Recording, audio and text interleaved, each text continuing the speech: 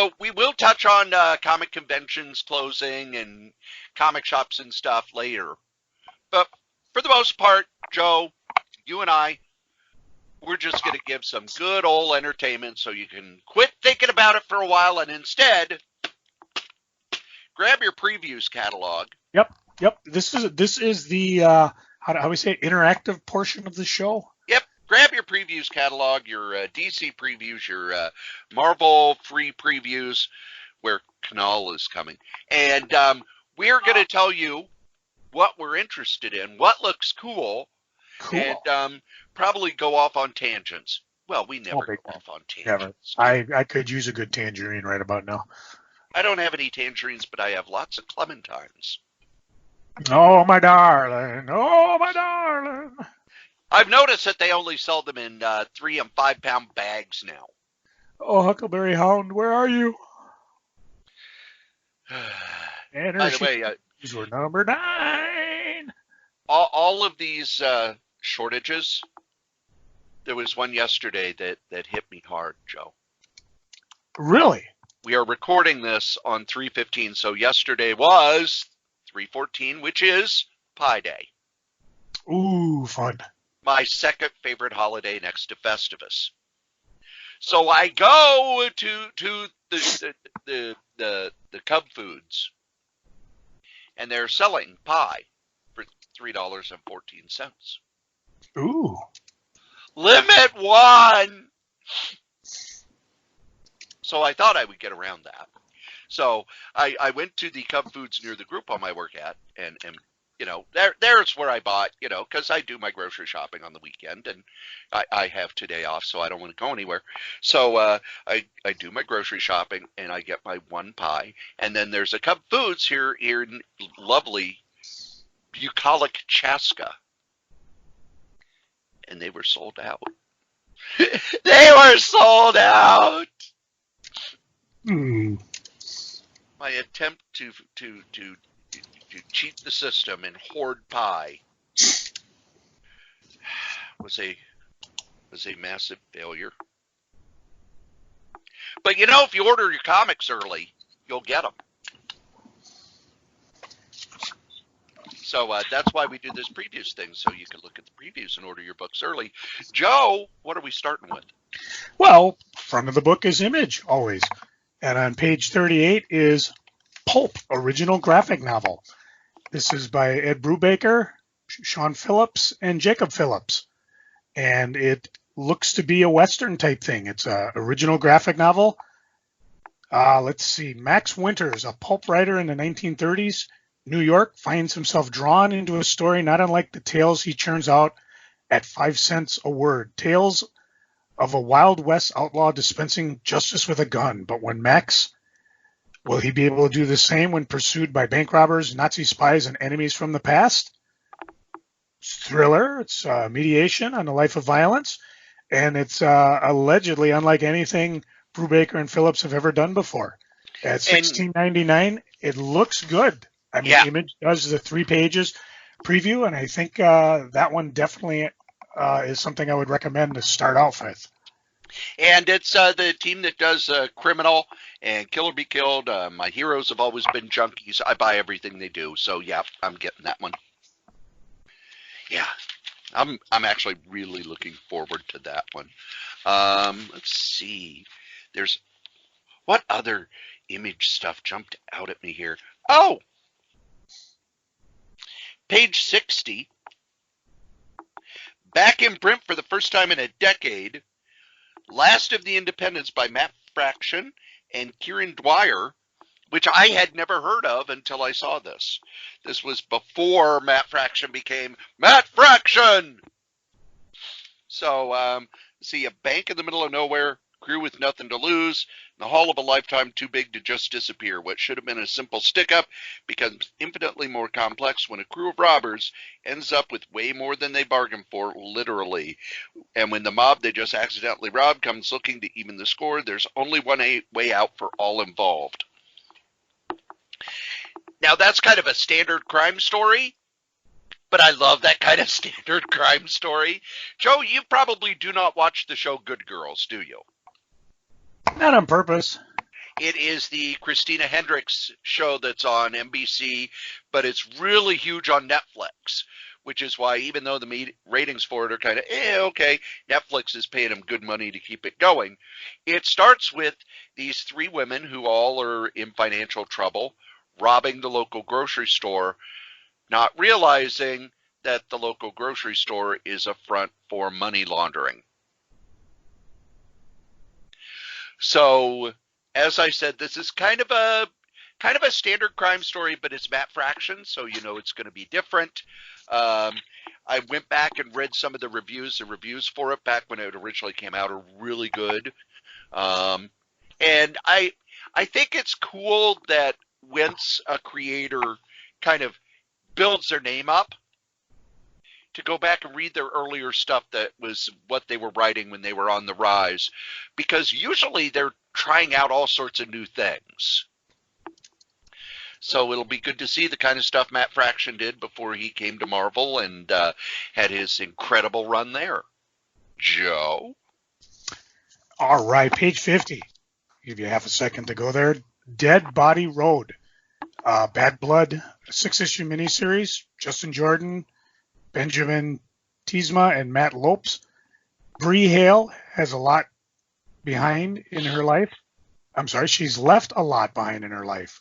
Crime, the military, but she can't leave behind her own family. And when the local crime boss puts a hit out on her brother, there's nothing she won't do to save him. Absolutely nothing. This is one of those, you probably shouldn't have messed with Bree stories. So a couple, 3 pages of art. I mean, it's kind of condensed a bit, but it looks like it'd be good. This one I haven't decided if I'm going to buy as a graphic novel or buy as a comic, but it looks to be some hard kicking action. So definitely want a piece of that pie. On page 69, 69, got a bet. They have a list of one and done standalone stories, and there's the way it's set up, from what I have heard, and you should probably check with our retail connection, when Image does these, they actually give the comic shops a discount on them. So these are a bunch of graphic novels that Image has put out that are one and dones. The ones that I would point out,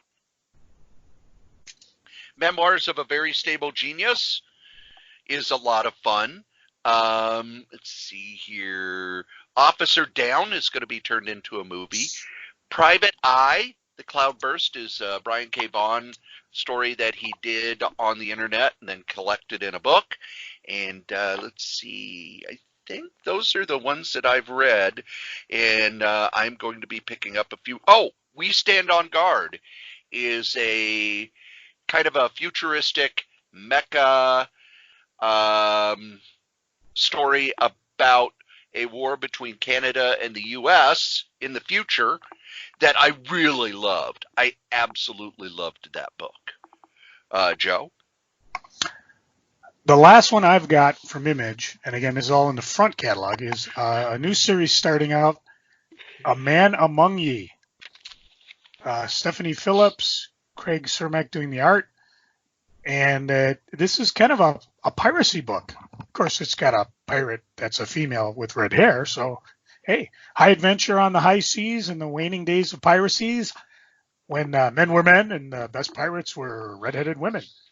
Let's see, this is the tale of Annie Bonny, maybe it's just Anne Bonny, and Mary Read as they hoist the skull and crossbones, draw cutlasses, and seek a treasure that will make them legends. In an era where sailing with women was thought to be bad luck, Anne and Mary might be the only people capable of saving the pirate way of life. Just a little bit of art, again, on one page, but just enough to make me think, yeah, this looks like it should be pretty good. The next comic publisher in our previews book is Dark Horse.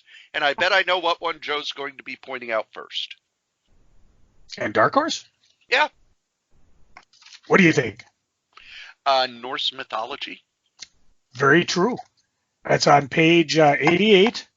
And this one, I may not buy. This one, I think I'm going to wait for book. Because you've got Neil Gaiman and you've got P. Craig Russell. And this is the type of book that I know, like American Gods and Sandman and all the other fun stuff he does through Dark Horse. Sandman was DC, obviously. I think I definitely want to pick this one up in its inevitable book format.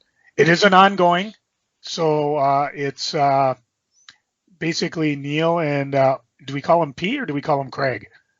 Or I just say Mr. P. Russell. Craig Russell. I just say P. Craig Russell. They're going to breathe new life into ancient Norse stories by taking readers through the creation of the nine worlds and the epic origin and adventures of Thor, Odin, and Loki, all the way to the end of life. No, I'm not talking the end of this season. I'm talking Ragnarok. So this should be good. I mean, I know Neil knows his stuff. I love Russell's art. So yeah, definitely. You got a couple preview pages to look at there on if you want to buy it as a regular series. Otherwise, do like I'm doing. I'm going to wait for the book. I want to point out a reprint they're doing on page 96. It is called Noir. They put this out as a hardcover, years ago. And it's fantastic. This is the first time they have done it as a trade paperback. It's 104 pages of short stories, crime short stories. Let's see, you've got Brian Azzarello, Jeff Lemire, Ed Brubaker, Dean Motter, Alex DeCampi, Paul Gristrich, Giri Cano, Stefano Guano, Joel Jones, Eduardo Barreto, Sean Phillips, Gabriel Ba, Fabio Moon. This is a power pack lineup of great short stories. I liked it so much I bought it as a hardcover way back when it initially came out. The hardcover is out of print, so this is the only chance you're going to get these. This is a fantastic collection. It was back when Dark Horse was doing those like witchcraft and horror. Just a great book. Well worth the $19.99. Let's see. I also am kind of surprised that I keep hearing so many great things about Black Sad, but I've never read it. So I am picking up the Black Sad collected stories. It is 5 of the greatest cases. This is Black Sad is constantly up to his ears in trouble, sticking his nose into mystery after mystery, and often getting involved with women almost as dangerous as the criminals he thwarts. This is a European comic that is translated and brought to the U.S. by Dark Horse. And again, like I said, I've heard so many great things about this, but I've never picked up one of the books. So I figure I'll pick up this collected version. It's $30 for 280 pages. So it's about like their omnibuses that they do. Anyways, across the page from you on page 98, The Matriarchs, hardcover. 2 female researchers visit a prison in the midst of a transfer of a notorious murderer for their studies on violence in men. When a mass riot breaks out at the prison, a strange phenomenon occurs, revealing the women are not just researchers, but instead are matriarchs, an immortal race of women with supernatural abilities who feed on the virtual force of the living. After a number of the prisoners witness the duo's abilities, they find themselves at a moral crossroads between sparing the innocent or protecting their race's exposure by finishing them off. I don't know if this is a reprint of something. It doesn't indicate it. So, and it doesn't say it's an original graphic novel, but it's interesting enough. So I think I will definitely pick it up. And that's it for me, Dark Horse wise. You got anything else fun and exciting? Oh yeah, there are a few things. Let's see here. What page is that? Page 110. Harrow County, which is Cullen Bunn's fantasy horror series, is being collected as a couple of omnibuses. So they have omnibus number 1 here. Again, this is another book I've heard amazing stuff about, but have not picked up. Emmy always knew the woods surrounding her home were crawled with ghosts and monsters, but on the eve of her 18th birthday, she learns she's connected to these creatures and the land itself in a way she never imagined. I like Dark Horse's omnibus trade paperbacks because it's basically, okay, rather than buying all of these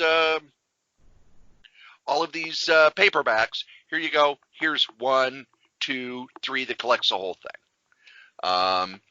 The other one that I want to point out, the second volume of What's Michael is on page 116. What's Michael is my favorite manga. It is a series of stories about cats. Meow. But none of them are the same. Oh. Some it's cats being cats. Some it's cats in a human-like world. Some it's a mix. It's hard to describe, but it's basically one manga artist's take on all sorts of different stories about cats. And the first book is out. I devoured it. This reprints volumes 7, 8, 9, 10, and 11 when they printed it back the late 90s. So not only is it a nice way to pick up these stories, but it's also much cheaper than when they were selling each volume for like 12 and 13 bucks back in the late 90s. Bastards. And that's it for me. Cool. All right, now you may set aside the big old previews and take up that little tiny DC previews that should have come free with your book. For me, it came late. It did? Yes, it showed up this morning. Well, good, because it knew we were doing the show, and we need to do it. I don't even know if they do theirs online. I know I had that one time when Marvel, I didn't have the Marvel in set, which is, kind of tougher because I buy more Marvel than anything. I'm almost right away on the first couple pages. There's one that caught my attention called Generation 1. And it doesn't have an actual page number, but you can't miss it because it's got the march towards DC future begins here, and Wonder Woman in her Golden Age outfit. It's a one-shot prestige format, and it sounds like they're going into the secret history of all the DC as it unfolds, as seen through the eyes of Wonder Woman, Lucius Fox, King Faraday, blah blah blah blah. The Big Bang. I don't know what they're doing. If they're just reinventing themselves for the crisis coming up, that may or may not be. But I'm always good for a good origin story. It's going to be 5 one-shot issues chronicling the history of the DC universe. I'm a sucker for that stuff. I loved it when DC does it. I loved it when Marvel did it. I loved books of magic. So I'll pick these up. And there's going to be a book coming out eventually. But issue 2, it was supposed to be, they show at the bottom each one that's coming out. It was supposed to be each one comes out the next month. G2 is not coming out next month. G1 is being redone. Ooh, so I don't have to bother ordering it this month. Well, they haven't said yet whether it will come out on time or not, but there are people at DC who say that because Dan DiDio's gone and the 5G is changing, they're changing this as well. So this could be late. It could be very different. I do notice. Who are the creators, Joe? I didn't even notice that. By an all-star team of writers and artists. Ooh, all-star. So they don't say who's doing it. Yeah.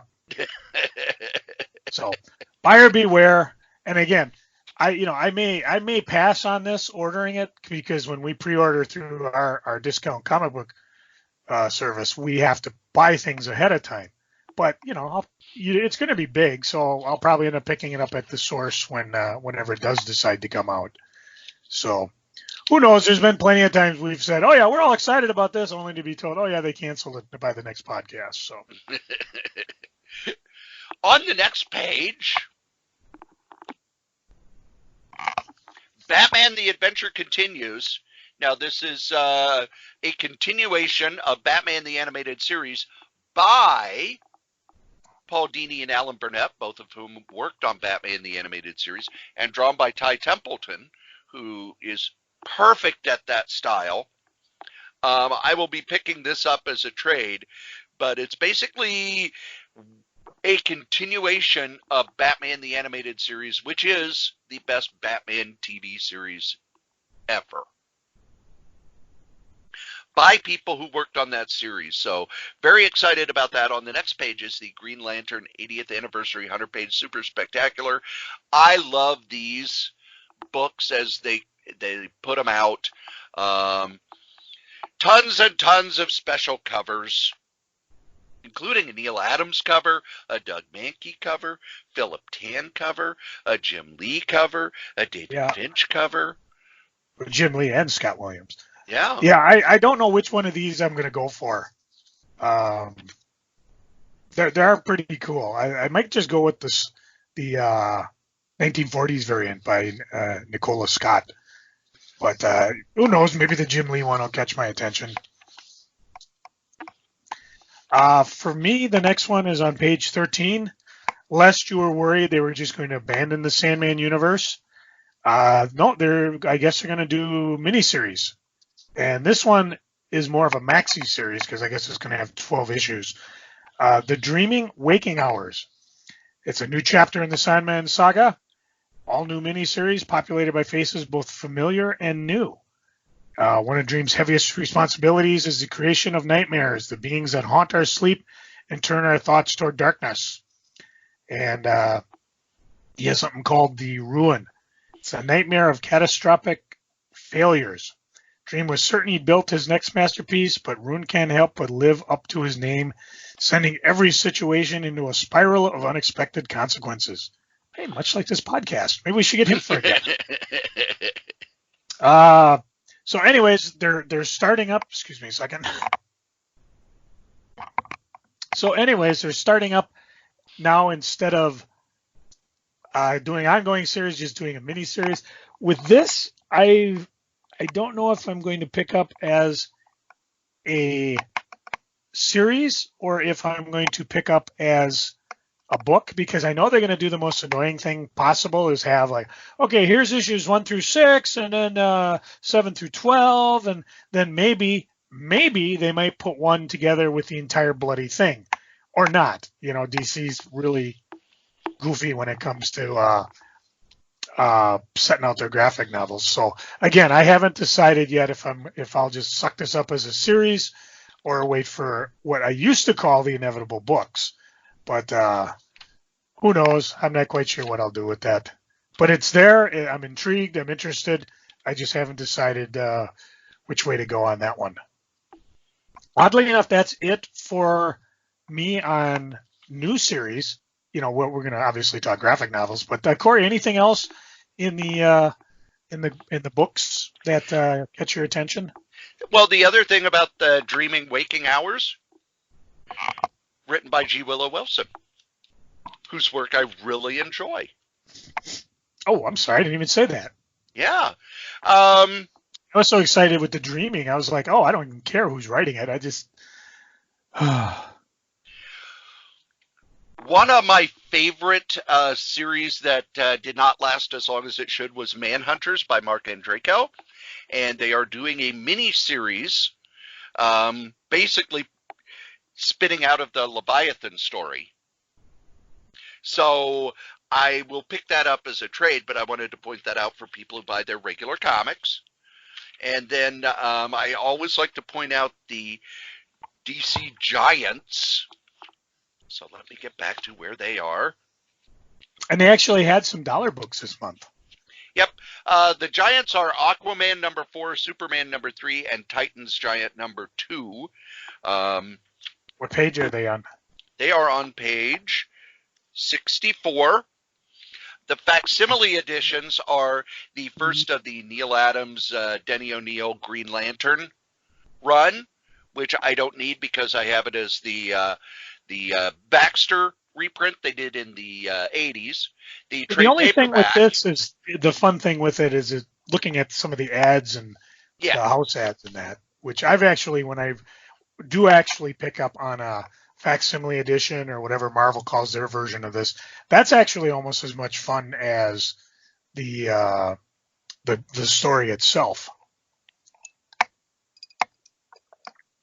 But yeah, that's but the one underneath it, Man-Bat #1, which they're doing to tie in. This is such a weird comic, Joe. Have you ever seen Man-Bat #1? I don't recall. I don't think I have. Okay, take a look at that Jim Aparo cover. The interior is by Steve Ditko and Al Milgrom. I remember finding this at a convention in the early 80s. Didn't know anything about it other than, oh, they did a Man-Bat comic and it didn't last long. And I looked at that and I went, oh, that looks pretty cool. And then it's Steve Ditko doing the art. And this is odd. I can't say I didn't like it, but I can say it's odd. So then they got a bunch of dollar comics. It makes me sad that I have all of these, but if you have not read the Manhunter by Mark Andreyko, they've got the first issue of that as a dollar comic. Pick it up. It's really good, as well as the first issue of DC Classics Batman Adventures. It was drawn again by Ty Templeton. And now the trade paperbacks and hardcovers. Let's see. For me, I jumped to page 79. There's a lot of good stuff, but these are the two things that I know I'm ordering. Justice League International Omnibus Volume 2, because I've got Volume 1. And this is the Bwahaha era of Keith Griffith, J.M. DeMatteis, and others. Big book, over 1,000 pages. And then underneath it, another good era of Justice League. Brad, I say it, Meltzer, his run, which also crossed over very liberally into the Justice Society of America.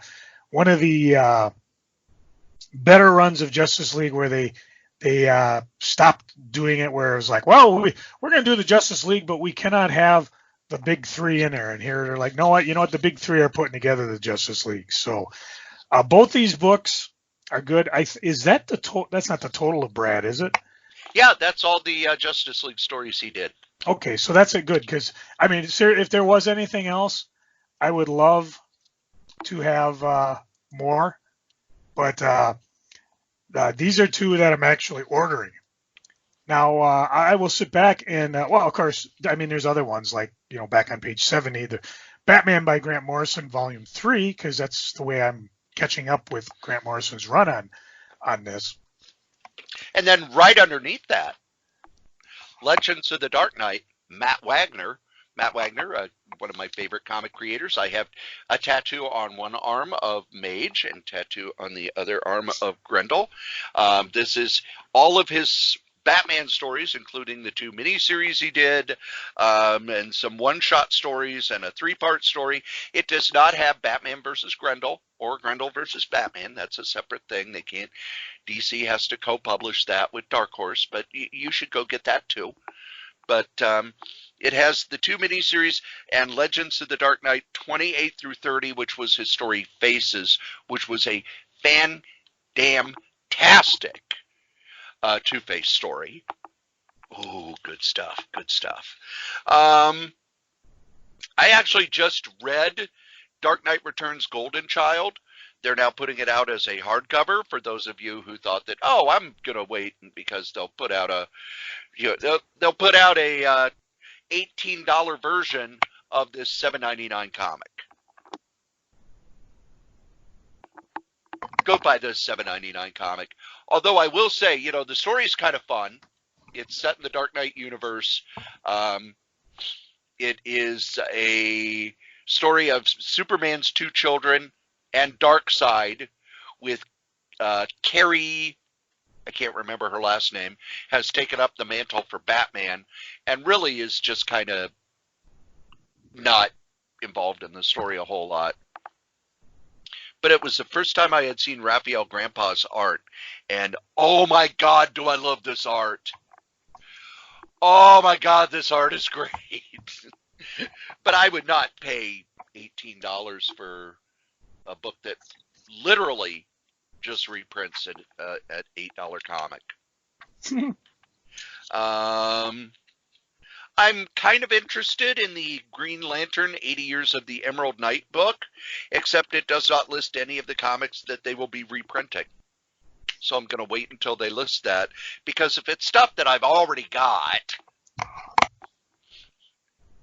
that's some of these, greatest stories of blah, blah, blah. I used to pick them up because I didn't have those. But as they are making new versions, it's like, oh, it's the same thing with 2 recent stories that I already have. So, I'm not going to double dip. You're not a double dipper. No, not a double dipper. Triple dipper, maybe, but not double dipper. There's one I'm going to point out, but I'm not buying. Uh-oh. And that is Legion of Superheroes 5 Years Later Omnibus. This is the collection of the entire Legion of Superheroes run up until they decided the 5 years later they were going to kind of lighten it up by adding Legionnaires. I'm a Legion fan. I'm a big Legion fan. I didn't care for this run at all. Not at all. I thought that the stories were too dark and grim and gritty and hard to follow, because you had to know Legion lore going all the way back to 1959, and Keith Giffen's art was at his most obscure, and it just didn't work for me. When I read the Legion of Superheroes, I don't mind if there's trouble. But this was unrelenting depression. The future is terrible and everything has fallen apart, and it takes forever for the Legion to get back together, and when they do, they kind of win, but not really, and Earth is destroyed, and they have this weird setup, and I know there are people who really love this run, and I know there are other people who this was their first Legion of Superheroes. But this was one of the things that made me, when Crisis on Infinite Earths happened, one of the reasons that it didn't work as well as it should have is there were so many creators who were just, oh, it's not going to affect me. It's not going to affect my books. Well, then they changed Superman so that there was never a Superboy. So how could the Legion have been created if there was a Superboy, since he was their inspiration? Blah, blah, blah, blah, blah, blah, blah, blah, blah. And they kept trying to fix it and fix it and fix it and fix it when they should have just said, you know what? We're not going to do anything because Superboy will eventually come back because trademarks. But this was their solution to fixing the Legion, and for me it didn't work. I was very happy when they did the Legionnaires, which was, oh, here's the young hopeful Legion, and maybe they're clones, or maybe the 5 years later people are clones. We just don't know. But I wanted to point it out because I do think it's kind of an important run. Another thing I want to point out, the Super Friends Saturday Morning Cartoons Volume 1. Yeah, this is one of those books that's being affected by the tariffs. It reprints Super Friends 1 through 26. It came out as a showcase, black and white showcase.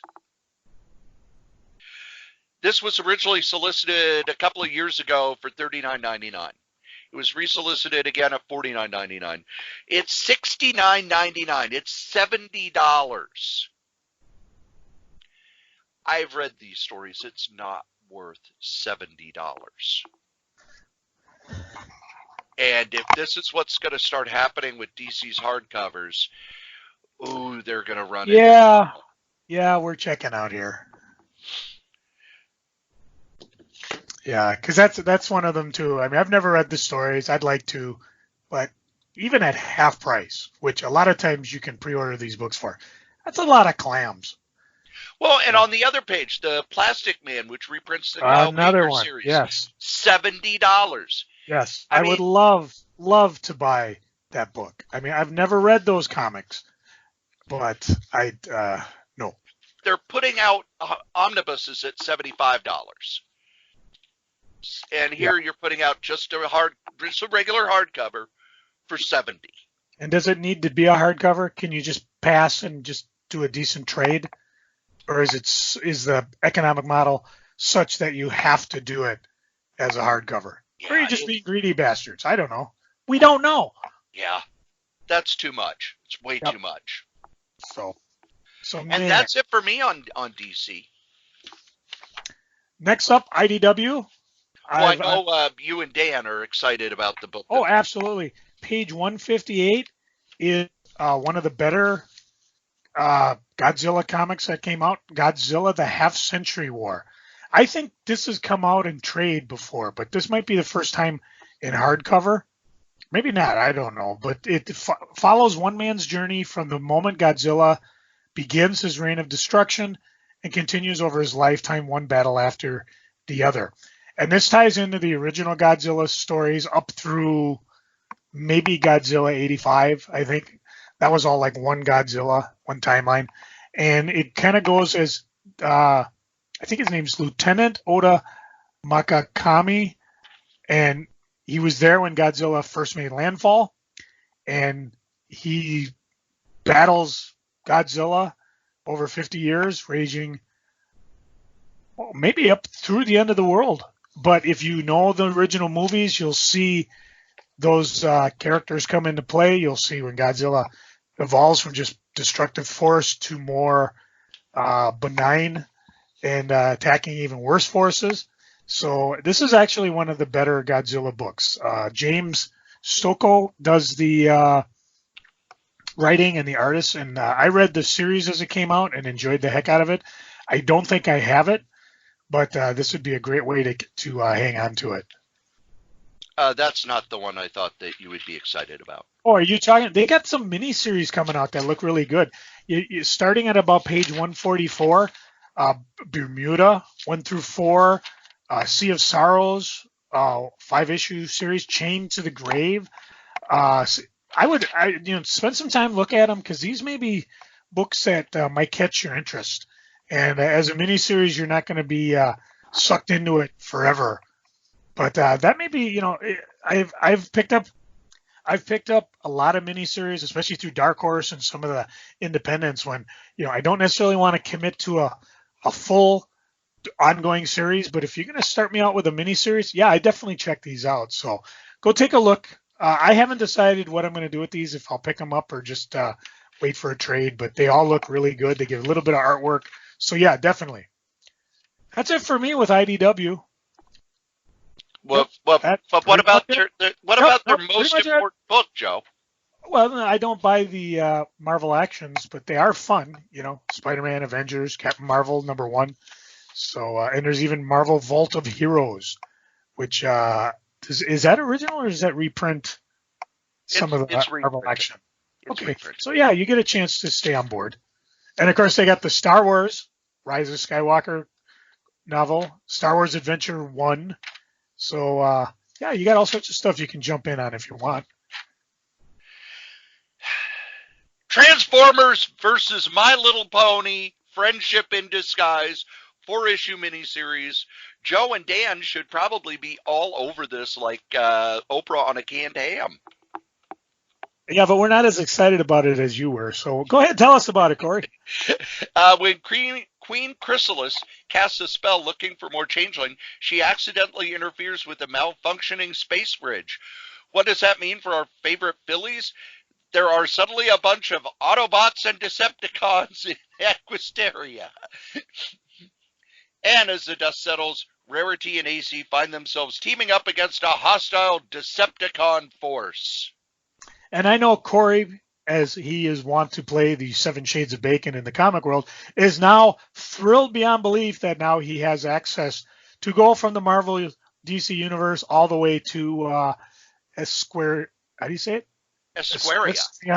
Yeah.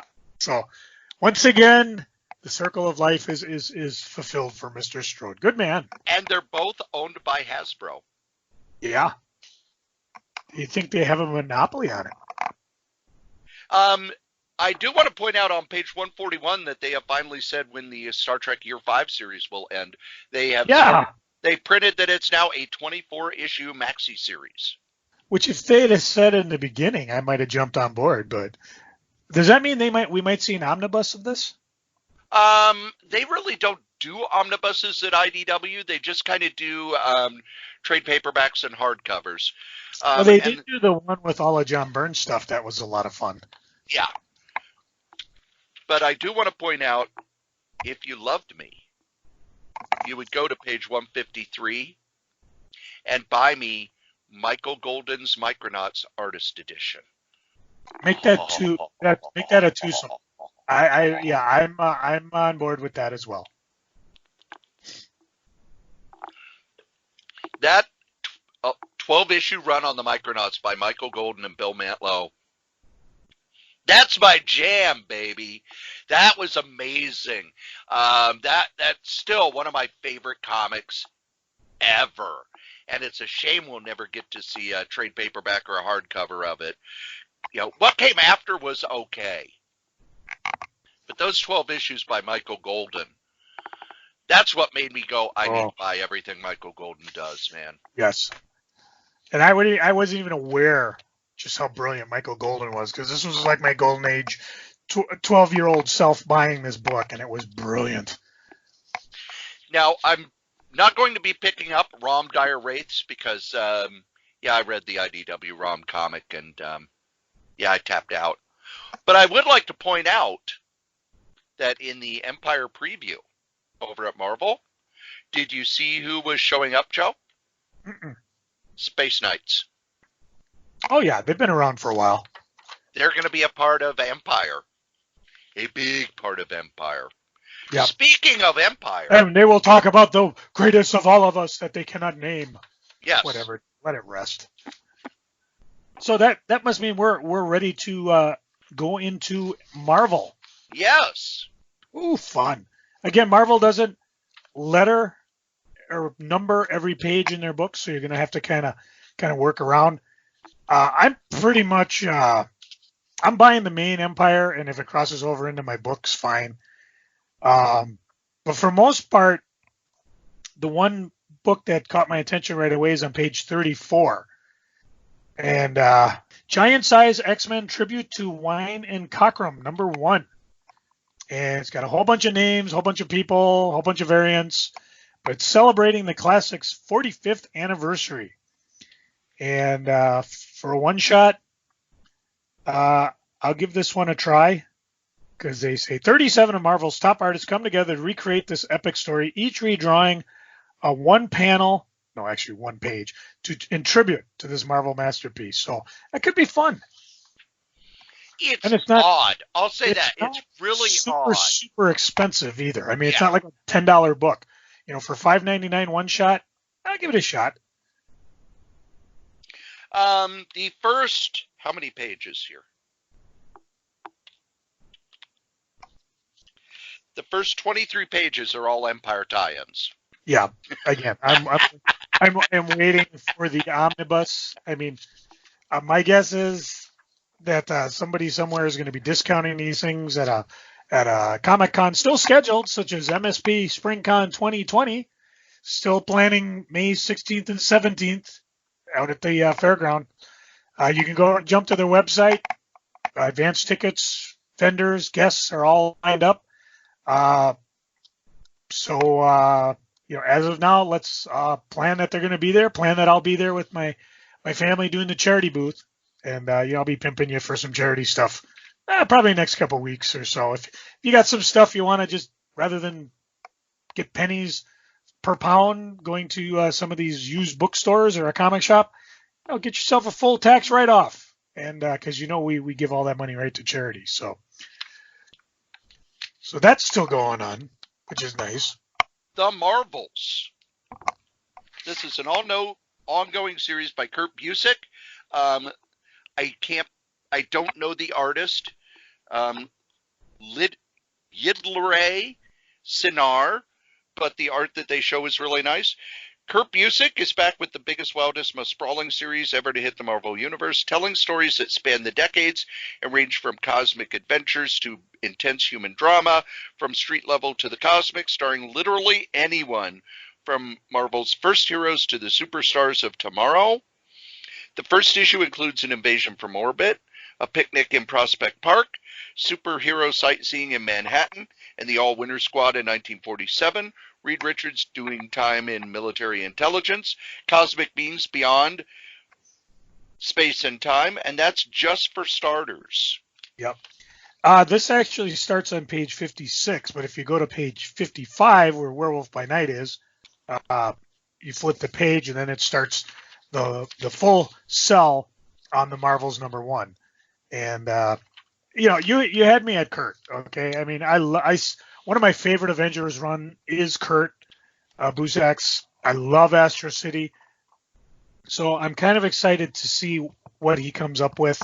And I'll plunk my cash down on that, at least to see where he goes. And I hope it's. I don't know. My guess would be it'll probably just be a standalone series. I mean, I can't envision it being sucked up into whatever crossovers. So there are also other tie-ins to Marvels. Marvel's X is on the next page. I want to let people know because they all have really similar titles. Marvel's X is the prequel to Earth X, Universe X, and Paradise X. The next page is Marvel, which is basically it's 2 short stories with a framing sequence. Then Marvel Snapshot, which are one-shot stories, usually by classic creators. I don't want to say old guys. The Iron Man one is by Barbara Randall Kessel with Kurt Busiek, and the one that I'm really looking forward to is Spider-Man Marvel Snapshot, Howard Chaykin with Kurt Busiek, drawn by Howard Chaykin. I don't think Howard Chaykin's ever done a Spider-Man story. And or you could do like me and just check out until a book comes out, because this was a case of too much, too fast. I didn't know what the hell they were doing. Yeah, sometimes I think Marvel thinks that Marvel Zombies still exists and that they just let's put out 500 books with the same title and we'll sell them all. Nope. There weren't any other new books or changes in books that jumped out at me, and upsettingly, there were no True Believers this month. Probably had no room for it on the schedule with all the mini-series and crossovers and stuff. So, I don't know. I was a little upset that there weren't any True Believers because those are the ones that I really like. Box Day was today. FedEx actually dropped it off at 8:30 this morning, which is what a great way to start off your Sunday morning off. But first thing I did was grab those True Believers. And head to the crapper.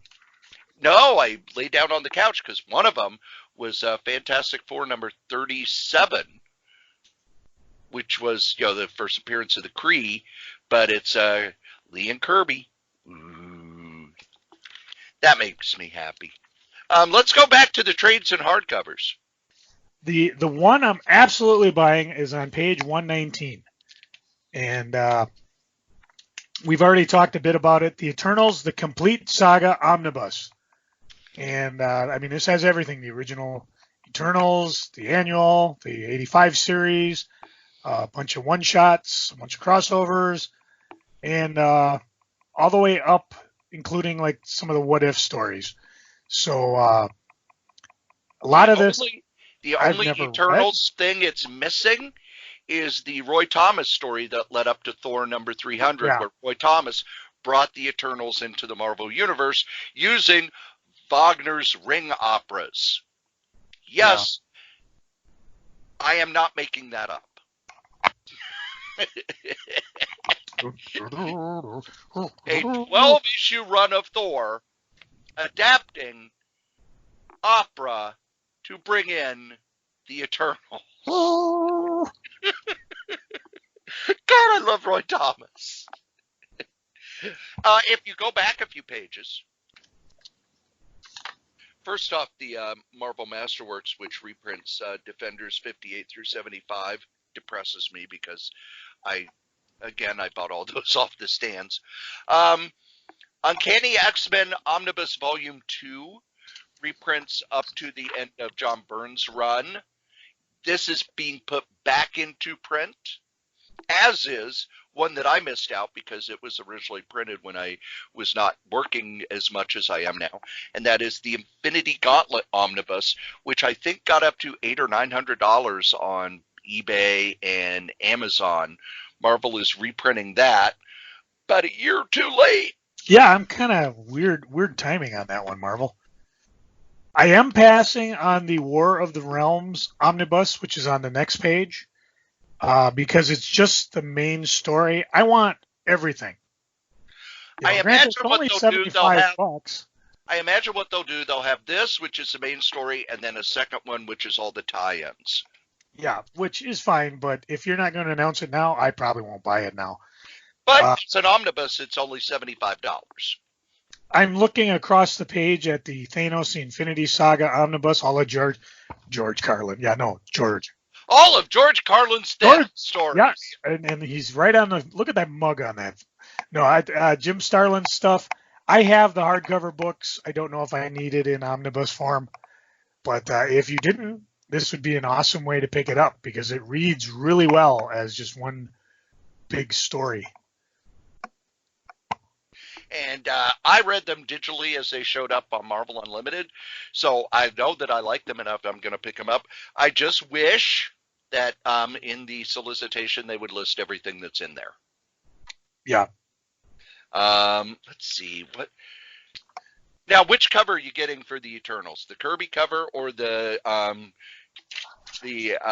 Alex Ross cover? You know, I haven't decided. That's not the best Kirby cover. No, it's not. Normally, I always get the cover by the original artist, but man, that Alex Ross cover kicks ass. Yeah, I'd probably lean towards that. So, other books I'm looking at on page 147, Acts of Vengeance, Marvel Universe trade paperback. Walt Simonson, Peter David, Mike Barron. Acts of Vengeance was when all the bad guys got together and decided, rather than keep getting their butts kicked, they would send their minions against a different superhero. And some of it was funny, like, Dr. Doom kind of sent a bunch of softballs towards the Fantastic Four. On other ones, who was it that, is Spider-Man part of this? Let's see. No, I don't see him. No Spider-Man. Oh, that's too bad because that was a good one too.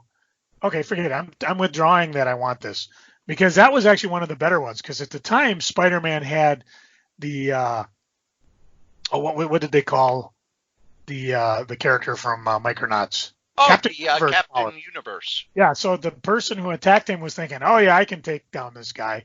Nope, he had Captain Universe powers. And then, of course, within a year, the same heroes that Spider-Man kicked their ass, they came back at him when Spider-Man didn't have the Captain Universe powers. And you know what happened, right, Cory? Pretty much the same thing. Yeah, Spider-Man kicked their ass. Yeah. Except anyway, there was no Tri-Sentinel. No. These books were fun. It was kind of a fun crossover because it wasn't necessarily but yeah, I guess it's not a complete. So no, these are the tie-ins. I suppose underneath it is the other one, Acts of Vengeance Avengers trade paperback. Yeah. So yeah, I suppose if you buy them as a set, but for that price, no, I withdraw my recommendation. On page 149, the Avengers Epic Collection, this Beachhead Earth. This is the best Avengers collection you will ever be able to buy. It has the Harlan Ellison crossover story with the Hulk. It has the Kree Skrull War. It has John Buscema at his peak, inked by Sal Buscema. And if John Buscema's not inking himself, his brother Sal did just as good a job. So it's got the origin of the Black Panther. It's got the Kree Skrull War. This is a fantastic run. And if you're looking for Silver Age Avengers stuff and you don't know much about it, the books before this are kind of eh. This is where the Avengers became the Avengers. Um, on page 151, you know how we've been talking about the Conan omnibuses. They're finally going to reprint the Marvel series in their Epic line. And this is the Coming of Conan. It's Conan the Barbarian 1 through 13 and material from Chamber of Darkness number 4. It's the Barry Windsor Smith stuff as Barry Windsor Smith moved from a Kirby imitator to finding his own style. Now, I'm kind of surprised that it's only 13 issues, but it is 352 pages, so normally these epic collections are like 24 issues. Yeah, I may actually pick this one up because I have never read these issues. I don't even have the Essential Conan because I think when it went up in price crazily, I just said, you know, whatever, I'll sell them. I'll pick them up some other time. So this would be fun to get not only the whole run that Barry Windsor Smith did, but also in color. So, and if I don't know if I'll continue on with other epic collections, but it could be fun. And then the last one I'm going to point out is Oz, the Complete Collection, Ozma, Dorothy, and the Wizard. This is, Marvel did a series. Basically, this is the series that made Scotty Young a star. Because before this, he had done a Human Torch series that I think I'm the only person who bought. But Eric Shanauer is an Oz fanatic. He was doing the adaptations of the Oz novels back in the 80s through Dark Horse, and he was drawing them. Well, when Marvel started doing them, they had Scotty Young draw them, and as you can see by that cover, this is where Scotty Young's style kind of hit. This reprints Ozma of Oz and Dorothy and the Wizard of Oz, which are two of the Oz books. They're basically, I bought the omnibus when it went out on discount. It's funny because Scotty Young was red hot, and then it's like, oh, we've got this Oz omnibus. Just dump it. It's a $125 omnibus that I was able to pick up for $30 because Marvel was like, we don't want it in the inventory anymore. Also, if you have never read the Wizard of Oz books, they are very different from what you would think just knowing the Wizard of Oz movie, because while they are children's books, Frank Baum put in tons and tons and tons of hidden social commentary. You do have to research to know what he's talking about because it was very much tied to the political and social world of when he wrote them. But they are just fantastic books. And these are the best adaptations. And Eric Shanauer worships those books. And Scotty Young makes these books very fun, but he's also able to bring forth the scary parts of the books. I still remember when Return to Oz came out. Oh, yeah. Because I had read the books. And I watched Return to Oz, and I'm in the theater going, this is the best adaptation of the second. It's the second and third book. And everybody was like, that was terrible. How dare they do that to the Wizard of Oz? Yeah, a lot of ignorance out there. Yeah. So those are my recommendations. And now on to Dynamite. All right, Dynamite Dynamite has apparently gone to the Joseph Linsner School of Reckoning because holy moly, do they got a lot of stuff. I'll just have you start. There's a couple of things. First of all, start on page 193. He's got another trading card set coming out. And I haven't even looked at the price on this. I don't know if you can buy individual boxes or not. But a lot of artists in there, including some familiar names listeners of this show may have heard from about. And that's always, of course, the big thing is trying to get the sketch cards. You go into the next page, and he's got those gold coins that Dynamite did. And, of course, if you missed on the Vampirilla ones, they're still available. And they're kind of interesting. I mean, they're very unique. I've never seen, legal tender vandalized like this before and had it look so good.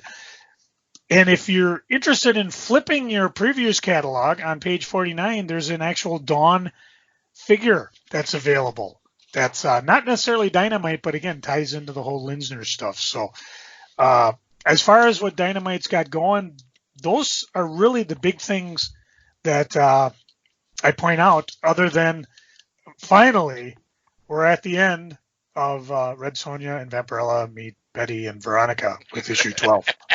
So that was one of those where, well played, Dynamite. I had no idea how long you were going with this sucker, but oh well. Anything else you're looking for, Mr. Strode?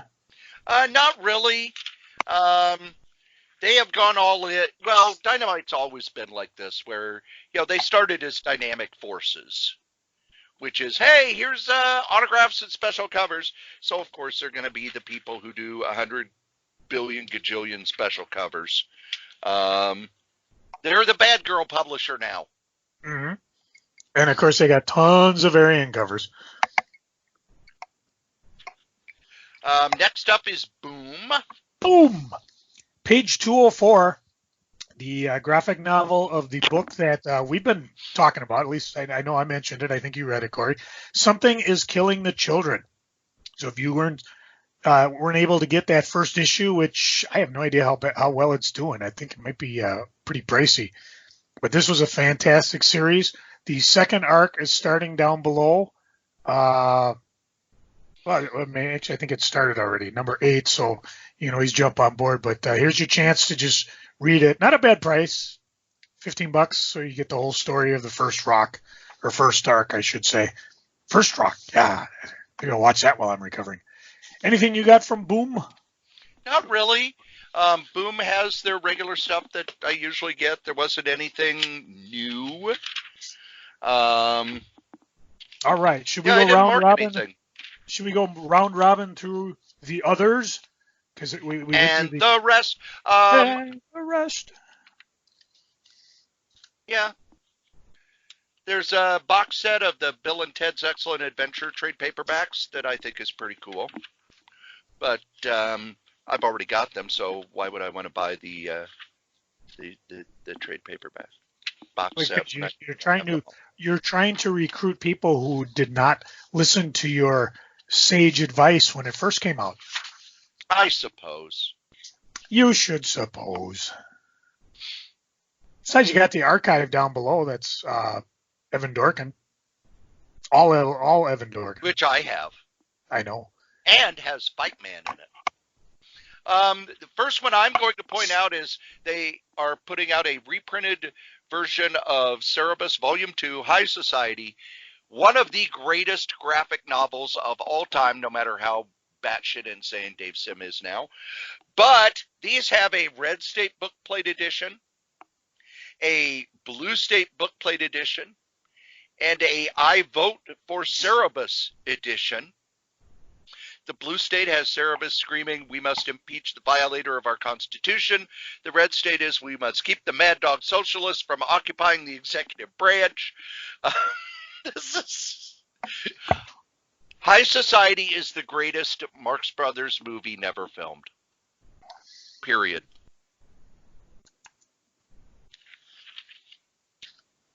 Even if he did go off the rails in issue 186. Joe, what's the first thing that jumped out at you? On page 312, Overstreet at 50 book. This is a book as they count down, get ready to release the 50th edition of the Overstreet Price Guide. This is a book with talking about what is pretty much the turned our hobby into collector hobby for the most part. And this has an extensive Overstreet with the man himself, Bob Overstreet, commentaries by a who's who in comics, Maggie Thompson, Bo Smith, Paul Levitz.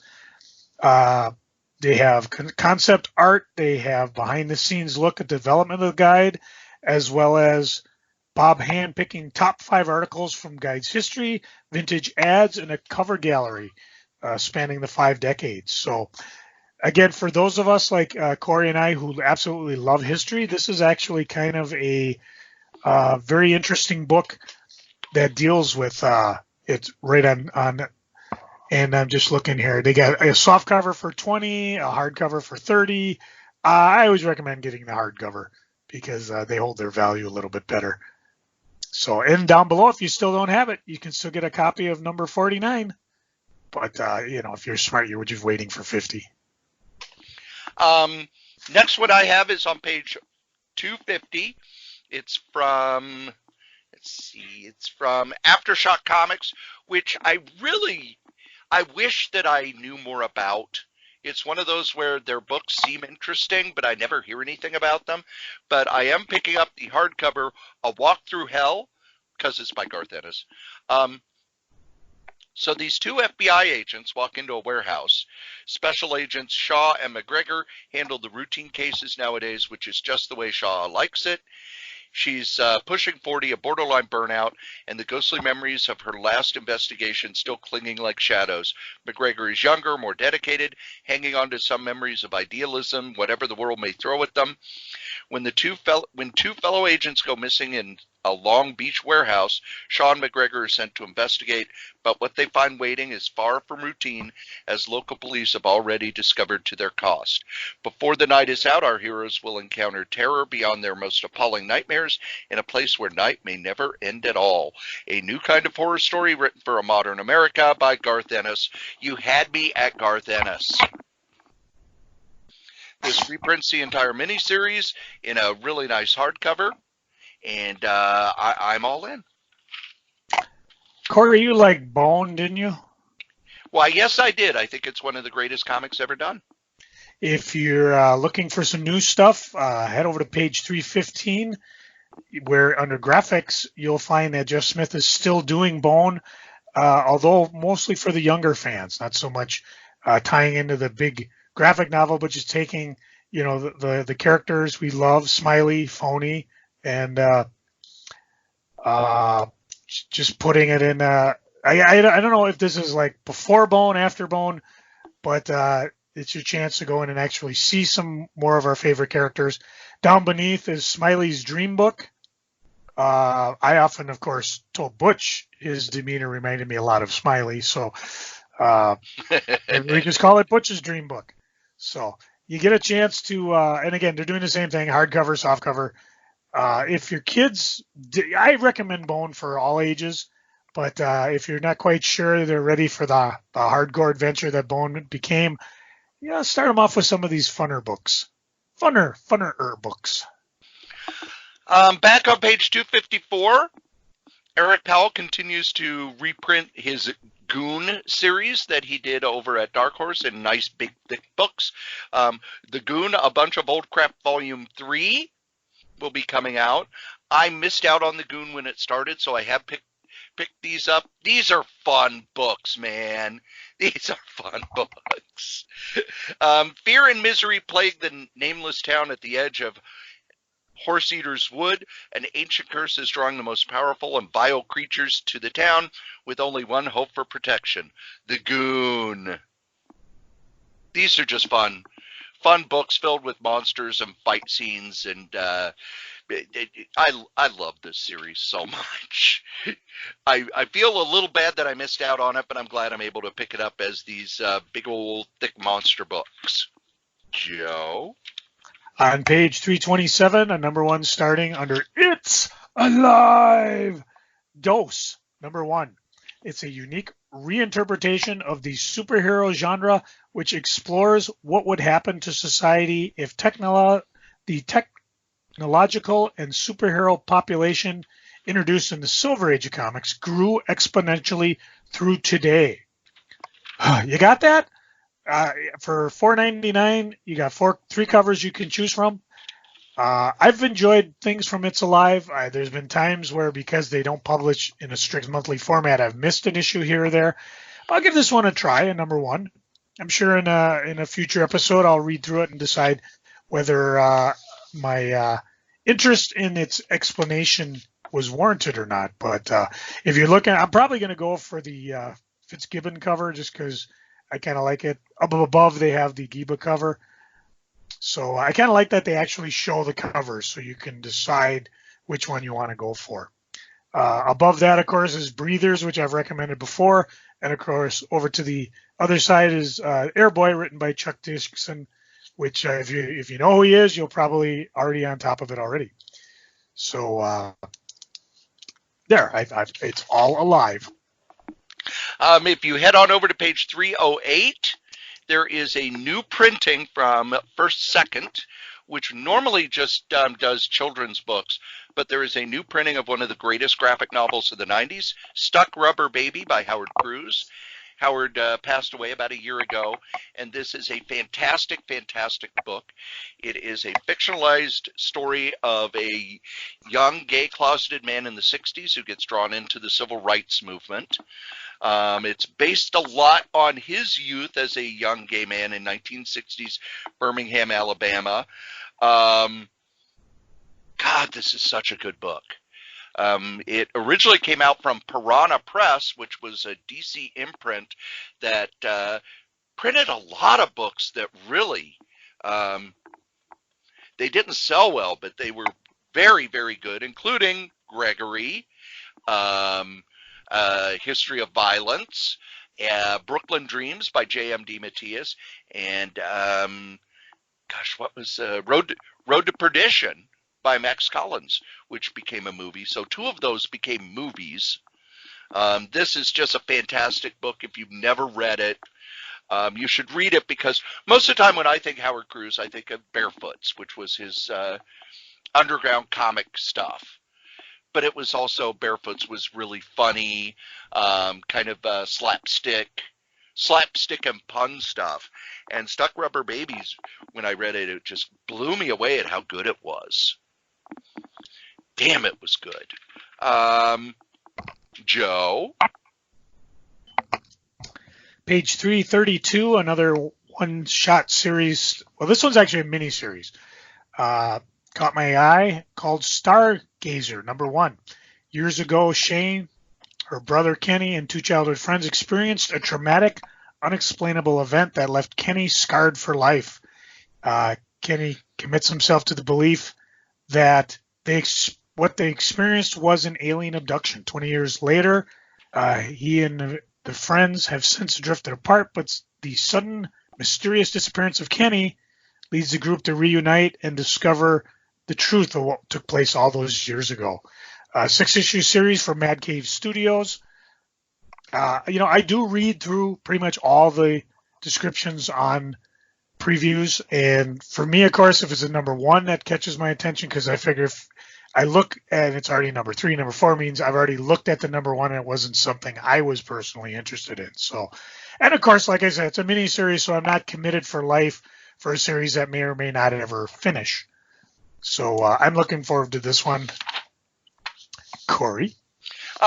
Page 336, The Great Outdoor Fight, which is an Achewood graphic novel. Achewood is one of the coolest web strips ever. It's very droll. It's very funny. It's the art is very simple, but the characters are surprisingly rich and complex. They were going. Oni / Lion Forge was going to be selling this at the Emerald City Comic Con and had a big release plan and everything. This is the book that's coming out. Just look up Achewood online and read through some of the strips, and you'll see why people fell in love with that book. This is going to be a fantastic little graphic novel. 56 pages for $5. Back on page 333, a book I'll point out from NBM, The Silent Invasion. I point this out because when I had my comic shops, this sold incredibly well. The original comics, it was kind of a paranoid cult classic science fiction mystery, and it's been available now as graphic novels through NBM. You can get the first two, and of course, I think that's a new Volume 3 being solicited. Yes, that's a brand new volume. Yeah. So here's your chance to catch up. And of course, it's the background of nightmarish 1950s. There's crawling with communist spies, corrupt FBIs, McCarthyites, Stalinists, Cold Warriors, Flying Saucers, mysterious government organizations. Yeah, it's sold really well. I enjoyed reading the few issues I was able to get. Here's your chance to jump on board and get the whole thing. Page 349 is the first volume of Asterisk's Omnibus. They've got 2 of them. Asterisk is one of the best-selling comics in the world. And here in the U.S., we know very little about it. Asterisk, the Gaul, is, let's see here. Asterisk defends his tiny village from the overwhelming forces of the Roman Empire. Join the short, spunky, and superpowered warrior from Gaul and his faithful friends, including the boar-eating delivery man Obelix and his ecologically minded canine Dogmatics as they battle to protect their village. These are some of the greatest comics ever. Every time a new volume comes out in Europe, it sells millions. It has never really caught on here in the U.S. Paper Cuts is doing these wonderful little omnibuses, hardcover and softcover. I'm going to pick up the soft covers because, you know, it's almost a $10 difference for the hardcover, and I can't buy every omnibus. Sure you can. Actually, that's one too that I mentioned on mine because I remember when the comic strip came out in the St. Paul paper, and I read along with it. I had no idea what was going on, but I absolutely loved it. It was charming. I could tell the good guys from the bad guys right away. I'm a little disappointed you're banging out 2 graphic novels in 1 month. You should really kind of spread them out a little bit. But, I imagine they're for the book trade rather than the comic book trade. Yeah, Paper I kind of gather really that. Well in bookstores. And I think also, I will probably go hardcover on this one, though, just because I like the hardcover format, especially with something I probably know I'll reread over and over. Another weird thing about this one, Joe, these are U.S. only. So if you live in England or Germany or overseas, any place that's not America, you won't be able to buy these volumes. These are just for the U.S. market as per their contract. USA. Not that you're from the UK. You want me to buy one for you and ship it to you. I'm sure you got something I would want that's not available here. Let's see. What is Rebellion Press, who publishes 2000 AD, doing that I wanted to point out? Number 1 that I wanted to point out is the Judge Dredd Complete Case Files number 35. If you don't know Judge Dredd, you need to know Judge Dredd. Judge Dredd started in 1977 in England. There have been 2 movies. It's one of the best comics ever done. These complete case files are wonderful books. They're about 300 pages, and they reprint almost, tons of stories. But then right next to it, Smash Comic Special 2020. Smash was the attempted superhero comic that Rebellion did back in I think it was the 80s. And it didn't do that well because, first off, the U.S. Marvel kind of owns superheroes. But the second reason is because British people don't much care for superheroes. It's a very American thing.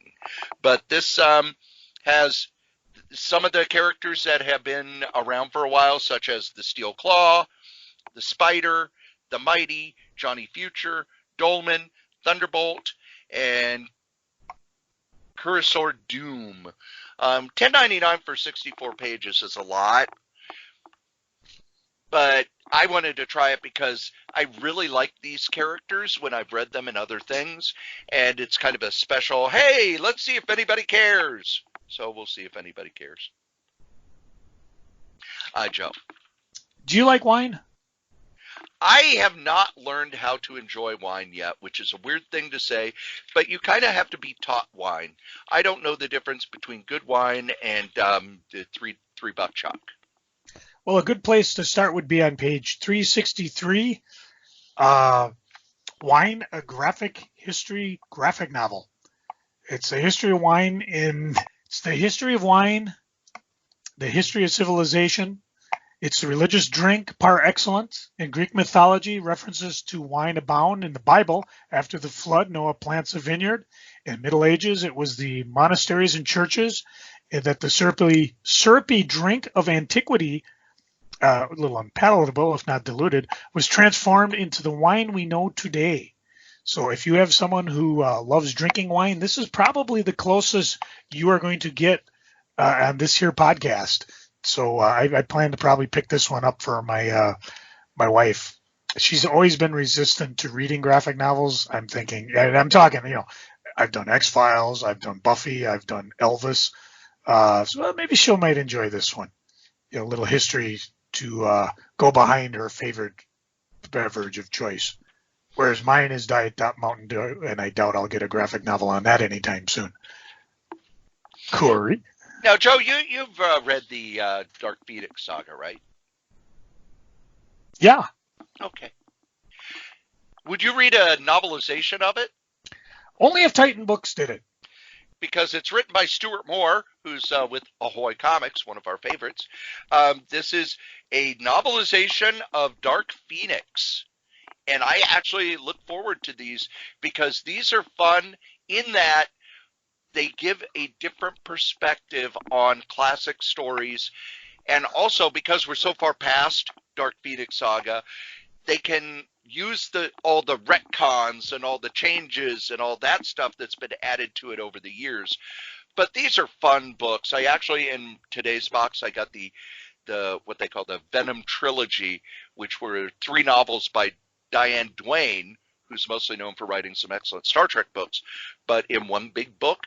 I love the Marvel novels. They're a lot of fun, and this one looks to be as fun.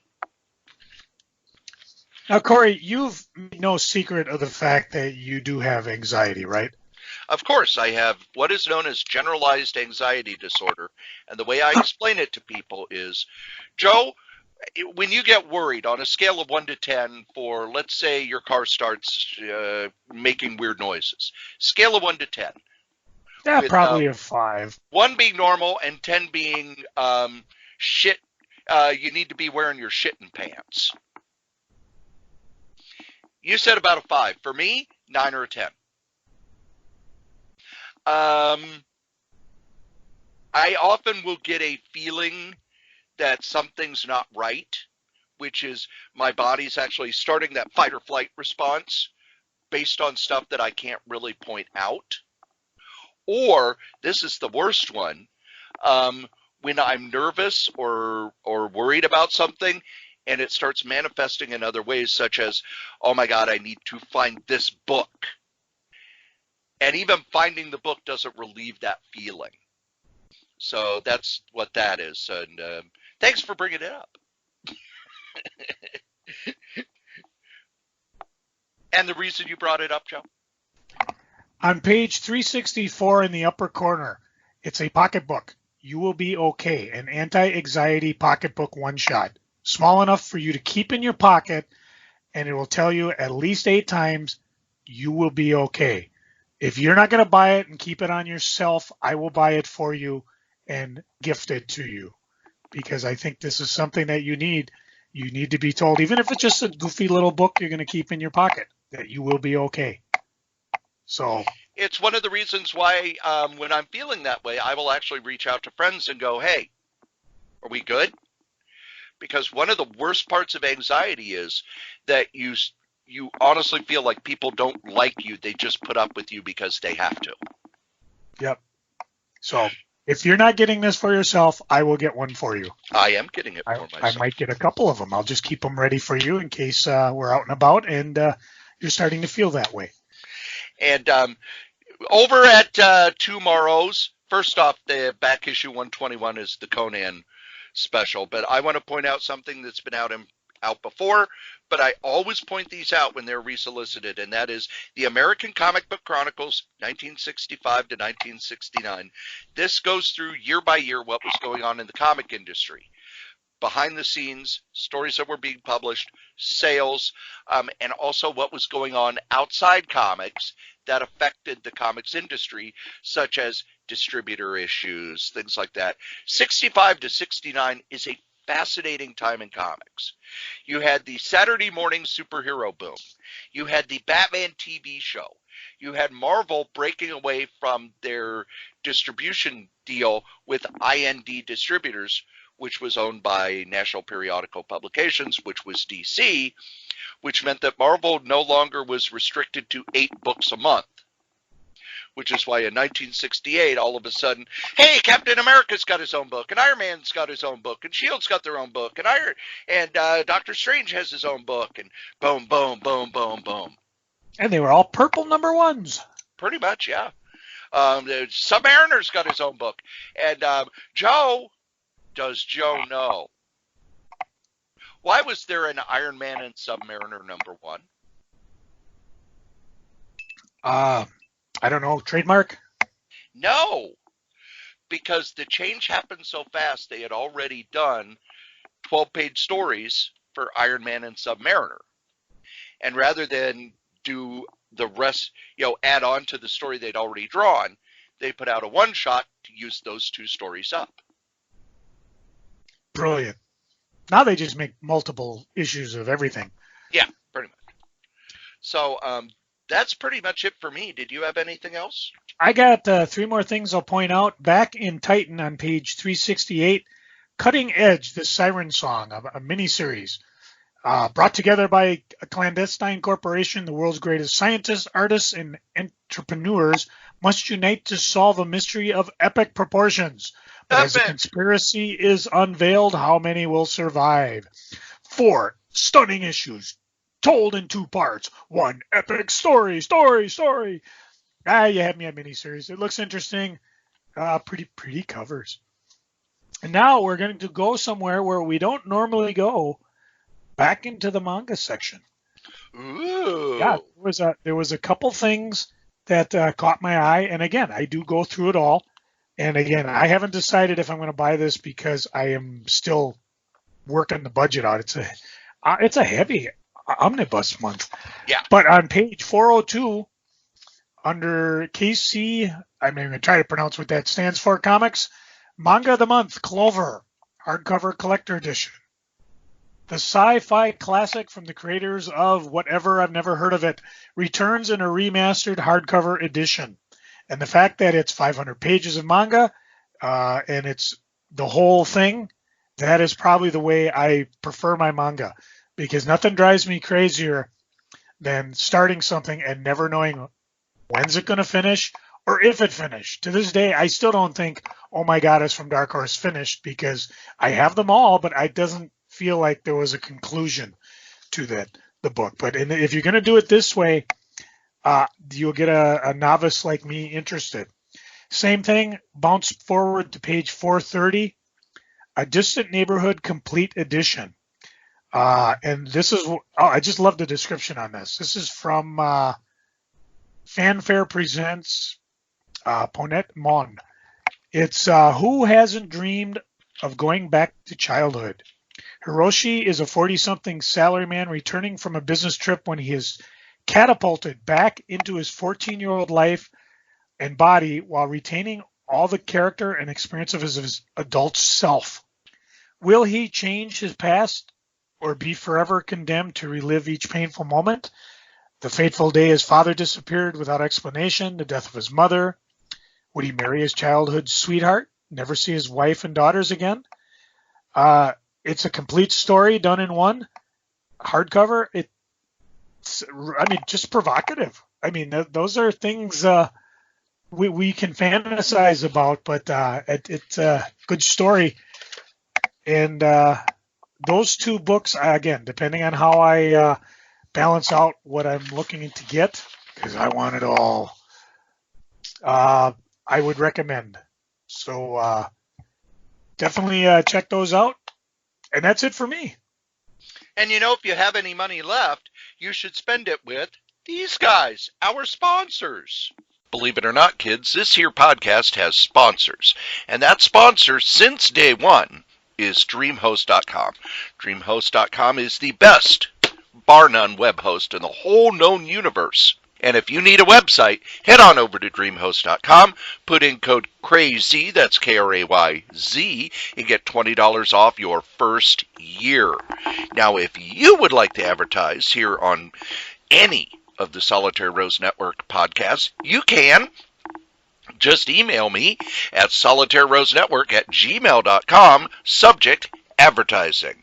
Also, head on over to eBay and look for user Krayz, Krayz. That's Joe Crazy Writer, who's always telling us about the eBay in every episode of Crazy Comics and Stories. If you would like to contact us, you can do so.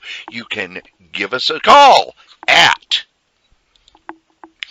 952-856-0519. Leave a message and we'll play it on the show. Or you can send us an email at solitairerosenetwork@gmail.com. Thanks. Then, if you're going to be stuck at home, and I don't see why everybody's freaking out about being stuck at home. I love being stuck at home because it means I can create more podcasts like these. The Solitaire Rose Podcast Network is filled with all kinds of audio goodness. First, there's Crazy Comics and Stories. It's been going since 2010. It drops every Monday, and it has me, your charming and delightful old Uncle Rat Bastard, and Joe Crazy Writer talking comics, shenanigans, and whatever we're freaking and geeking about. Every Monday morning. It's been going since 2010, and it's available at crazycomics.solitairerose.com. Also on that same feed is the Solitaire Rose Podcast, which is me, again, your charming and delightful old Uncle Rat Bastard, doing interviews, talking about comics history, pretty much talking about whatever I want to talk about. We've also got Solo Joe, where Joe Crazy Writer does a solo podcast, and he hasn't done one in a while, so kick him in the shins to get him started. We also, on that same feed, have Solitaire Rose Series and Review, where we do DVD commentary of older comic book series. That's all at crazycomics.solitairerose.com. I also do a podcast with Wolfie B. Bad at badadvice.solitairerose.com, where we take listener questions and give them bad advice. There's also Novelcast, where I take the novels I've written and turn them into free audiobooks. That's at novels.solitairerose.com. There's also Fantastic Forecast, where myself and Adam Vermillion are going through the entire run of the Fantastic Four, 4 issues at a time. That's fantasticforecast.solitairerose.com. And if you think that I'm on all of these podcasts, you're wrong, because Scrabbling Across the West is at scrabbling.solitairerose.com, where musician Dave Cofell and his wife Stephanie travel across America and then sitting down to play Scrabble and talk about the day. That's at Scrabbling Across the West, scrabbling.solitairerose.com. There are always more podcasts at the Solitaire Rose Podcast Network. Be there. Aloha. And now we get to Joe's favorite part of the show. No, not where he washes his hands while singing Inagata Devita. The long version. No, it's Joe, what's going on the eBays? Oh, lots of stuff. All right, from the top, what's going on eBays? Oh, lots of stuff. Things are selling like crazy. I tell you, the online stuff, you may not want to run out to your favorite comic book store. You should. They're going to need your business. Or, your favorite con may be canceled. But in the meantime, people are picking up stuff on the eBays, things that have been sitting around for a while. Some of it's kind of fun. Oddly Normal from Image back in 2014.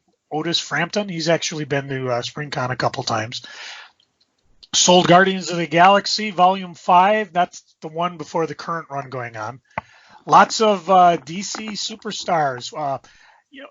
These are books from the 70s. Some are reprints, some are alone, whatever. I price them good. They're not mint-shaped books. They're not going for crazy money. Most of them are very good. So they tend to sell anywhere from $4 to $7. And I do everything free shipping. I did sell a Gilly the Perk Goth plush from I think it was an Tower. Dork Tower. That was actually done by Toy Vault in 2014, the plush, so that was kind of fun. A beat-up reading copy of Western Gunfighters #1 from 1979 from Marvel. Uh, G.I. Joe Order of Battle 1 through 4.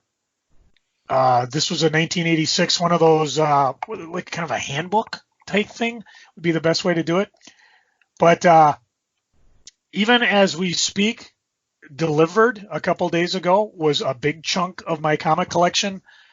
I sold the Transformers 1 through 100, the original run, the Marvel run. I was actually on board with number 1, and I had the whole lot, including when IDW continued it. I think, what did it end at, 75 or something? And then they did the original creative team up to 100. I had a lot of the miniseries with it, the animated movie, the universe, which was, again, like the G.I. Joe thing, the Blackthorn 3D issue, the Headmasters, the first G.I. Joe Marvel crossover, as well as the G.I. Joe issues, because for a while towards the end, they crossed over in a big event with G.I. Joe and Transformers, or actually went from issue to issue. And a lot of those later issues are fairly pricey because back then it was starting to wane and nobody really cared. This was a pretty good deal. I was asking $700. We had a couple banterings back and forth. We came upon a price. I was able to ship it FedEx, and I think I did a good job on shipping it. I haven't heard from the guy yet. He hasn't left me feedback, but I've got tons of other stuff waiting to go because I'm still trying to. Much as I love the Transformer run and the fact that it was one of the few runs of books I actually bought from the beginning all the way through, I don't think I'll ever go back to reread it again. You know, it's just not. It was just something I read back then because hey, it was Marvel. Picked it up. It had to be a number 1. I still got a few. We talked about Mike Golden's Micronauts and ROM. I've got those because those will never be reprinted. But I would dump them in a heartbeat if somebody coughed up an omnibus on that stuff. Oh, especially the Michael Golden. Didn't keep everything. Didn't keep Shogun Warriors, but there was just a toy infusion back in then with the Marvels.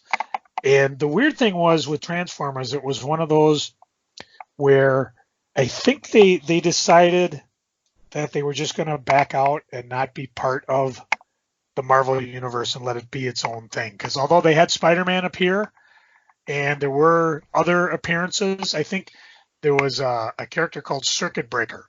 She showed up in the Marvel Secret Wars, the Super Secret Wars 2 or whatever, the goofy one that Shooter ramrodded through everybody. And I remember because I think there might have been a crossover in Transformers, or maybe she just appeared in the actual series because she was talking about how she was fighting and hated this bunch of robots. And I don't know if the character is still considered canon. I don't believe she's owned by Transformers, Hasbro, because Marvel created it. But it's just kind of one of those fun times when everything had to cross over into it. And then eventually with Transformers and with G.I. Joe, they just didn't. They just became their own little universe. So more stuff being put online as soon as we're done here. I'm also going to add some stuff. So slowly weeding through my collection.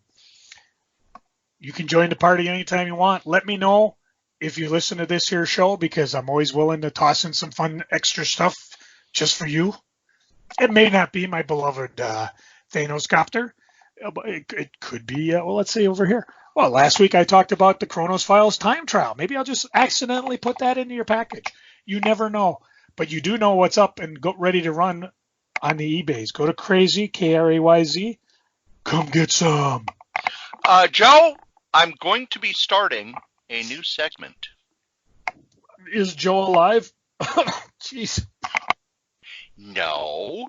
Mailbag! Oh, fun. Is this real mail or email or Facebook mail? Or? This is email, Facebook mail, press releases, whatever we get. And you can join in the fun at Solitaire Rose Network at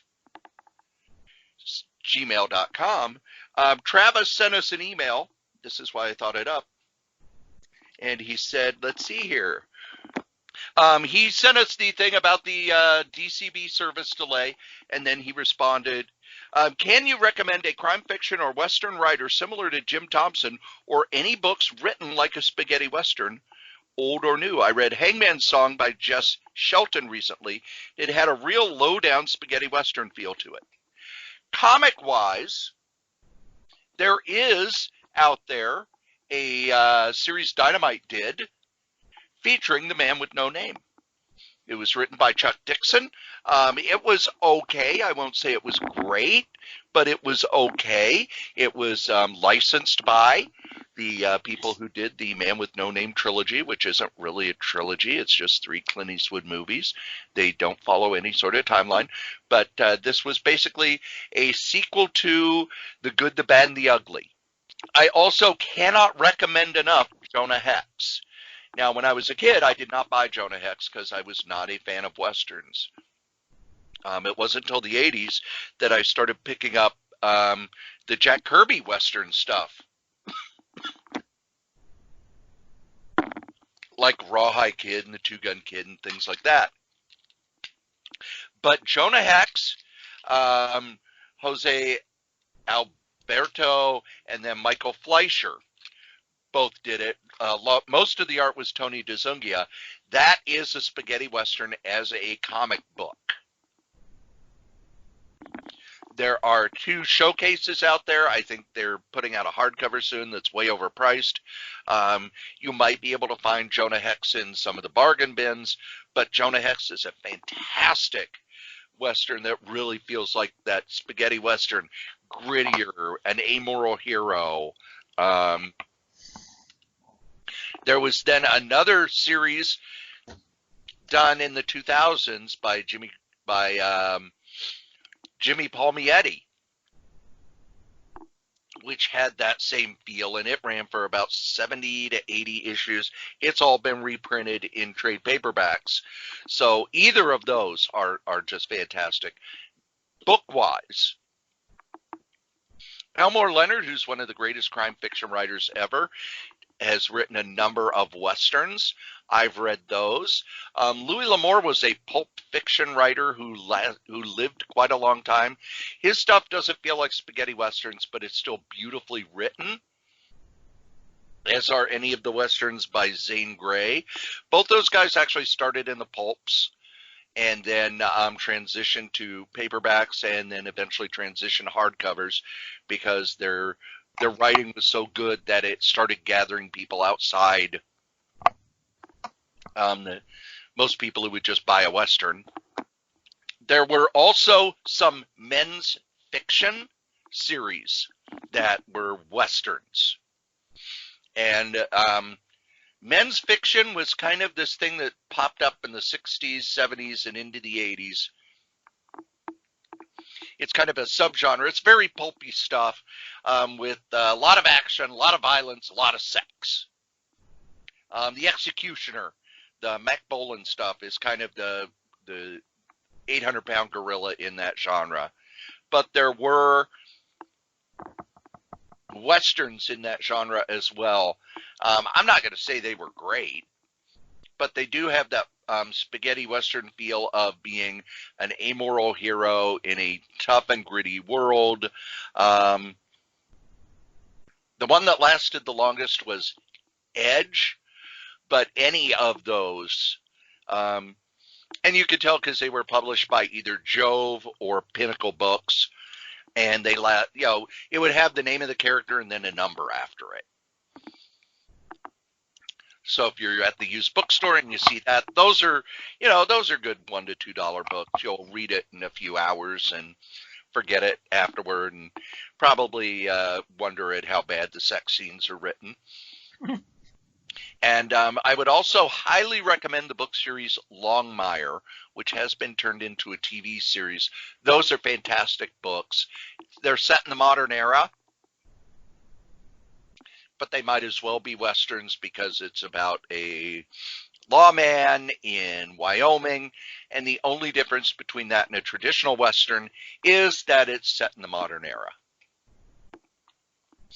What will we be doing in mailbag. I'll be answering questions. I'll be asking Joe questions that we get, and also if we get real interesting press releases, because we are starting to get publishers who are sending us press releases. So, Joe, that's our new segment, mailbag. And now we get to my favorite part of the show. No, not where I realize I don't have to work today and have me a sip of bourbon. Burn that cold right out of you. Oh, that's nice. No, it's freaking and geeking. Joe, what are you freaking on? Oh, I'm depressed. Cory and I were going to get together and do one of our infamous Geek Days, because today is Half Price Books 50% off coupon day. Highest price only, in store. You know, and all week long they go from 20 to 30 to 40, and now today would have been 50. But there was just no way. I'm just hawking too much. I feel like shit. I just don't. Well, I'll get to it when I get to geeking. What I plan to do the rest of the day. I did have a friend who went out and did not realize that they were doing a 50% off sale, and she is saying that the line at Half Price Books is huge. And I tell you, when we went, I know a couple of years ago we did this run where we hit as many half price as we could, and we bought more than just the one that was on sale. I mean, because you look through all the discs and the DVDs and the discount books and the comics, and usually I've spent the better part of a week checking this stuff out, because then I plan like, okay, well, I don't really want this book, but at 50% off, oh yeah, I'll want it. I didn't get to do any of that. And you heard I've had good eBay sales, so I've got money to burn if I want to. And the way things are going with cons, I probably won't have cons to burn the money at. Last weekend, and I mentioned it, there were actually 2 Comic Cons, one on Saturday, one on Sunday. These weren't really conventions. These were more like, dealer shows. There might have been guests, people blowing out books. And I'm just kind of bummed about that. I'm bummed that I'm still sick. Everything seems to be going the way it's according. Everybody's like, yeah, and then I had that dry cough that stuck with me for weeks. So I'm just, I don't know. I'm a lot better than I was last week. I got to admit, by the time we finished the podcast, and it wasn't an overtly long one, I had my head down. It was long. My endurance was shot. But I just keep going forward. I just hope I'm not getting anything again. And other than that, what are you freaking on, Mr. Strode? Comic conventions. Any sort of gathering, professional sports, everything is being canceled. Anything that has a group aspect to it is being canceled. And there are people who are saying that, oh, why are they canceling this? Or they think that it's to stop the spread.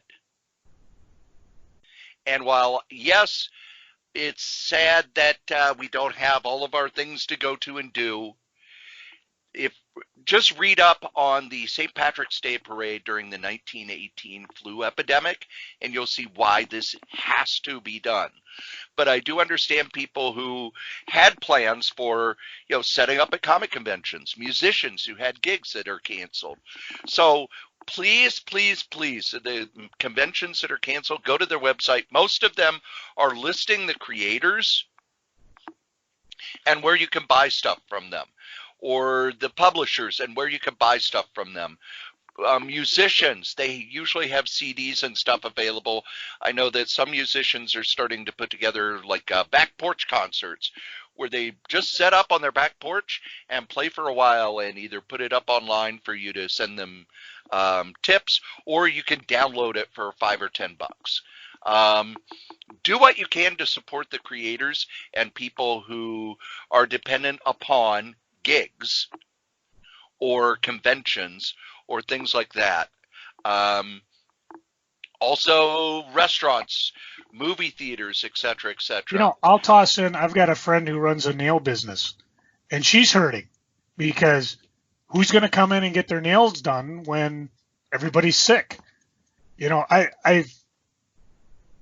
didn't want to get too much into it, but the guys, I've got people, I don't know them personally, but they're from TSA that are now quarantined because they patted down some Bobo who had the disease and they caught it.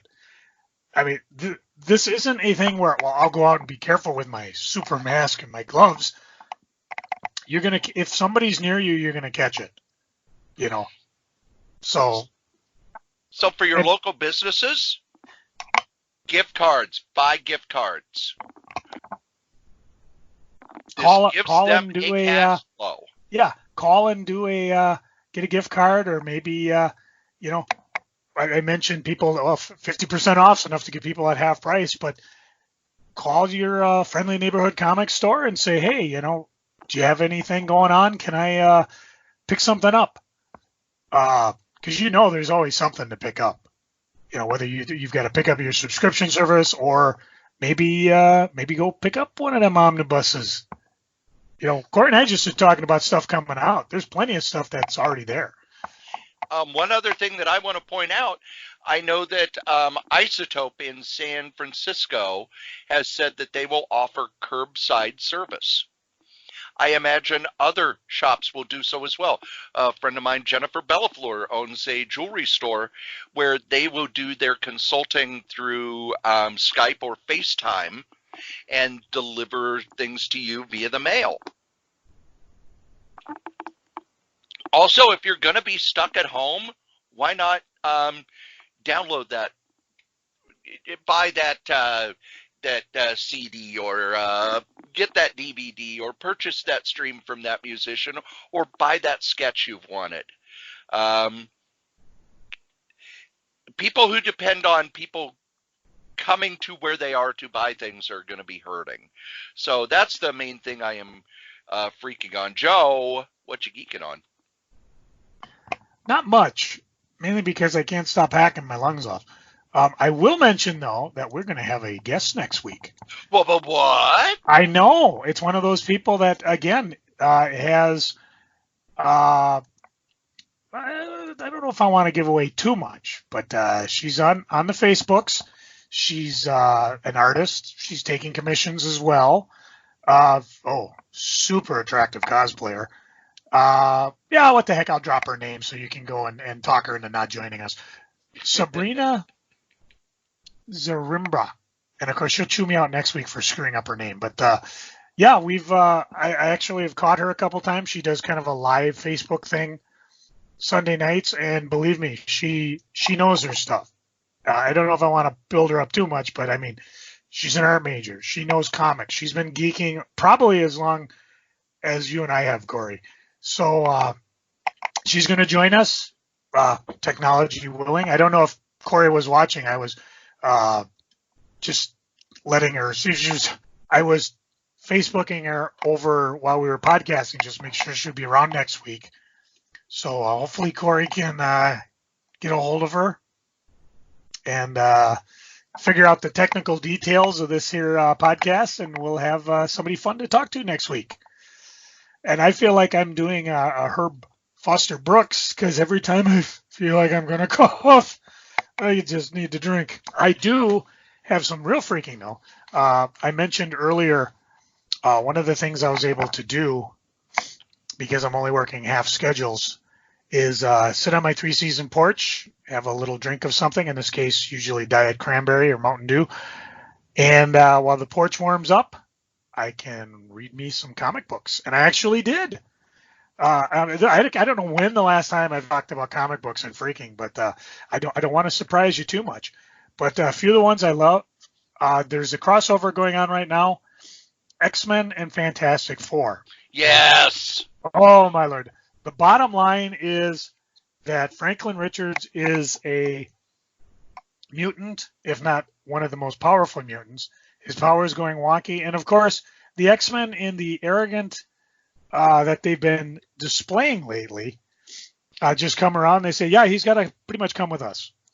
So while the adults basically fight out like a bunch of, sissy ninnies, Kitty and Franklin seem to be a little bit more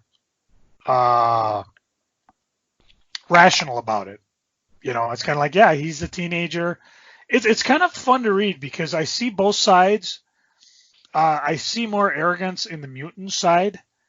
And so far I've read 2 issues. I think the third's out.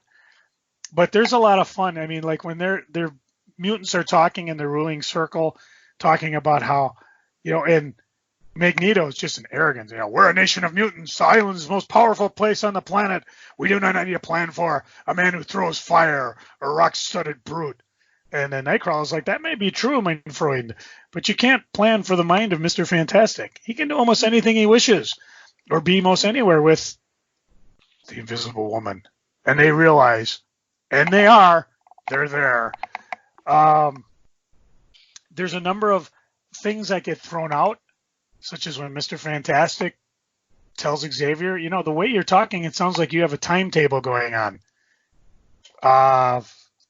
And then, of course, there's also some other, how would you say, counter threats, like when I think Xavier's thinking, as for the Fantastic Four, we'll need to explain to them how things are now.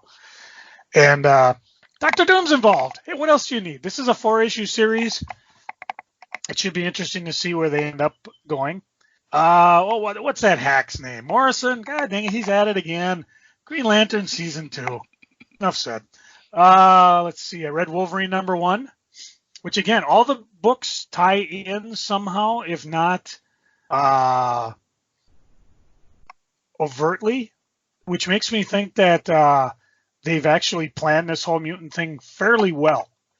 The second story in Wolverine deals with someone who's been, what do they call that group, the vampires? I'm trying to find it, but there's an actual name of vampires who have been they've been basically putting their power together, led by Dracula. It was in the Avengers for a while. Well, they show up here in Wolverine, one of the Wolverine things too. So other powers are reacting, and they may not be necessarily favorable towards what the mutants are doing. Let's see, what else did I read? Strange Academy 1. Absolutely loved it. I think, like you said, Cory, as long as the creative team is interested in this, it'll go. If they suddenly decide they're not interested, maybe it'll fold up, kind of like Avengers Academy did. I read The Flash 123, which is the facsimile edition Flash of Two Worlds. I've read this story. I've owned this issue, but I don't recall having so much fun having reread an old issue like this, considering a good one is in the thousands of dollars now. But looking at the ads and the 150 Civil War soldiers for $100.49, coupons for the amusement park in New Jersey, the top secrets in Giant Batman Annual, the letter pages, flash grams. I mean, I really wonder when I wish I knew the reaction to people reading this. Do they realize just how momentous this issue was at the time, or was it just, hey, that's kind of a cool idea? But I love these issues just because not only you're reading the story in color, but you also get to see some of the house ads and stuff. The only real thing is I think they just scan the house ads, because where the comic is actually very crisp, the ads are a little bit fuzzy. Did you know there was a Tootsie Roll ice cream bar? Oh, well, look at all the stuff we missed. Let's see, other fun stuff. K-Jumax is back with season 5. Issue 2 just hit. I love this stuff. If you got a friend who's Godzilla, you need to read it. Just quickly, a couple other things that I read, and I love the Legion of Superheroes, Superman at the Mercy of Mongol, Fantastic Four, Archie and Kathy Keene. I did pick up Harley Quinn number 70 just because it had a pro wrestling cover, and she's doing a little pro wrestling, and it actually goes beyond that. So I may have to pick up the other ones just to see how the story. The last one that absolutely blew my socks off was Young Justice 13. I love Young Justice. I love what Bendis is doing. And the fact that he brought in Mike Grell to draw some Warlord, not only on the cover, but in some serious kick-ass splash pages. The series of art changes as the story goes on. The characters are all over the place. This was just a fun issue. And they do actually have an Amnifist preview, which I bought issue 1 because I'm curious to see where Amy Reeder's going with this.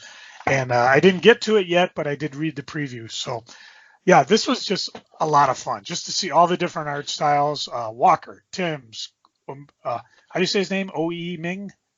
Oim? Grell? Oming. Oming, thank you.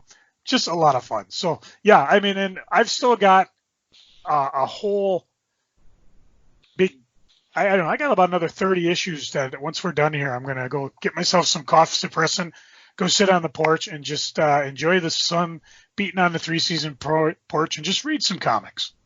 You know, and the thing is, that's one thing we're lucky. We're ready. If we have to sit inside for 2 weeks, I don't know how about your toilet paper situation is. Oh, by the way, Death Mate. No good.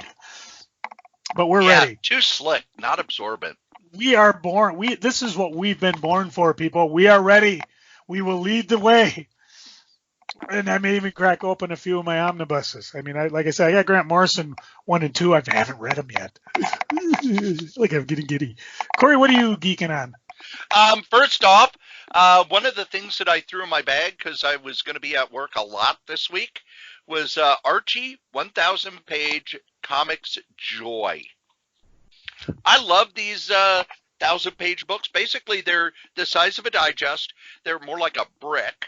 It's bigger than a lot of omnibuses, and it's 1,000 pages of just Archie stories. They grab them from all sorts of areas. They from the 50s, the 60s, the 70s. They've got some of the Archie fairy tale stories, some of the little Archie stories, some Katie Keene stories, just all sorts of stuff. Just 1,000 pages of comics for $14.99. Yeah, that's all. That's all. I love having one of these either in the car or in my go bag or whatever like that. Just so, like I was at the group home yesterday, and the group home now is on lockdown. No visitors, clients don't go out on activities because they are very vulnerable to this. So I set up for them to watch, what was it? 2 of them are really big wrestling fans, and they'd never seen All Elite Wrestling. So I just said, oh, well, let's just watch all the episodes of Dark on YouTube. And I set it up, and they sat and watched the whole thing, and the other 2 are big game show fans, so they were in their room watching their game show network. And I sat on the couch with them, answering all their questions about, can I call my mom? Can you show me how to wash my hands again? Am I able to scratch my nose? Is my mom going to be okay? Is my dad going to be okay?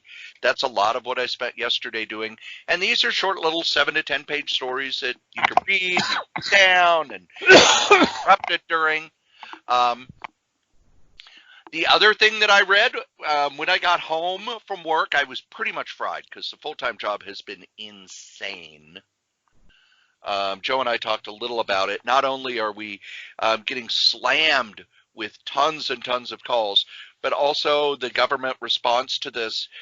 If you're not working in the healthcare insurance industry, you probably don't know this. But the government is changing their rules on what's covered and what's not just on a day-by-day basis. Sometimes, I think it was Wednesday, we got 3 different updates.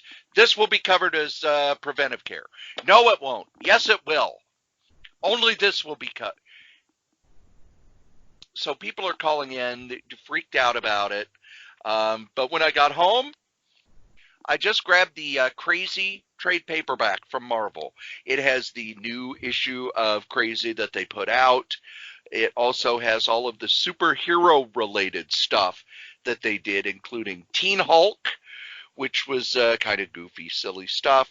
But the thing that I love best in this, and I wish they would have done more of, and hopefully they will do more of it in the future, was relettering old comics, such as the Kree Skrull War. They basically rewrote it with a bunch of jokes. Some of the old monster comics, Mistake on Mercury. Gosh, what's this one? This one's an old Kirby one. The Strange Power of Simon Drudd. Just some silly stuff. And after a long day at work, I want some silly stuff. And it has probably one of the strangest comics Marvel printed in the 80s. Obnoxo the Clown versus the X-Men. So, Joe, there was a riddle on the cover. Does Joe know the answer to the riddle? Obnoxo is holding the prone body of Kitty Pryde in that the same pose as on that X-Men issue where Phoenix is, 135, or Crisis on Infinite Earths #7, where Superman's holding Supergirl and crying. Obnoxo is holding Kitty Pryde and says, "Hey, you kids, what's black? What's yellow and black and don't breathe no more?" I'm not even going to dig out my issue because I know it wasn't Kitty. No, it's a dead school bus. Oh, how obvious. So, gosh, I wonder why there was no second Obnoxo the Clown book. So, That's crazy. And I also started reading Sam Wilson, Captain America, The Complete Collection, Volume 1. The opening sequence is just fantastic, where Sam Wilson goes to save everybody, and there's an explosion and his body falls and everybody thinks he's dead, and they start eulogizing him about, Sam was so great about blah, blah, blah, blah, blah. And let's see here. I want to get to the page because it's actually pretty funny. He grabbed the bomb and it was just in him. Everything he did was for somebody else. Yeah, I mean, that dude had it all. Good looks, charm, that certain je ne sais quoi. The ladies love him. Man, he even had the brains to ask Tony Stark to whip him up a pair of vibranium wings in case after getting his can cooked by getting his can cooked. It was that kind of forethought that led to the great Falcon's wings absorbing most of the blast and saving all of New York City. As he survived, of course, and then Tony Stark says, "Not to interrupt, but it sounds like Tony Stark's the real hero here." I like one of the things about the Marvel Universe that Stan always put in his books, even if they were super dramatic, there was humor. And Rick Remender uses the humor really well in the opening sequence. I had not read these stories before. That opening sequence just grabbed me. It's like, okay, I know I'm going to like this. So, now, I have not been asked to work from home yet, or, the company that I work for, the office company I work for hasn't shut down yet. But boy, the parking lot was empty. So I'm geeking on the fact that I get the best parking spots now. Believe it or not, kids. And that's not fair because I had to go get a hip surgery to get mine. You've spent 2 hours listening to us on about funny books. Although after I cut all of Joe's coughing, it'll probably be like 15 minutes. 15 minutes, yeah. Sorry it couldn't be 2 weeks, but, you've got comics. You can entertain yourself till we get back. So, as we say every week, the comic we like the least, we still like better than the comic that you like the most. Joe? Don't run with bagpipes. You could put an eye out. Or worse, get killed. Doesn't matter if I'm coughing up a lung. I still got it. Cory, hit my music.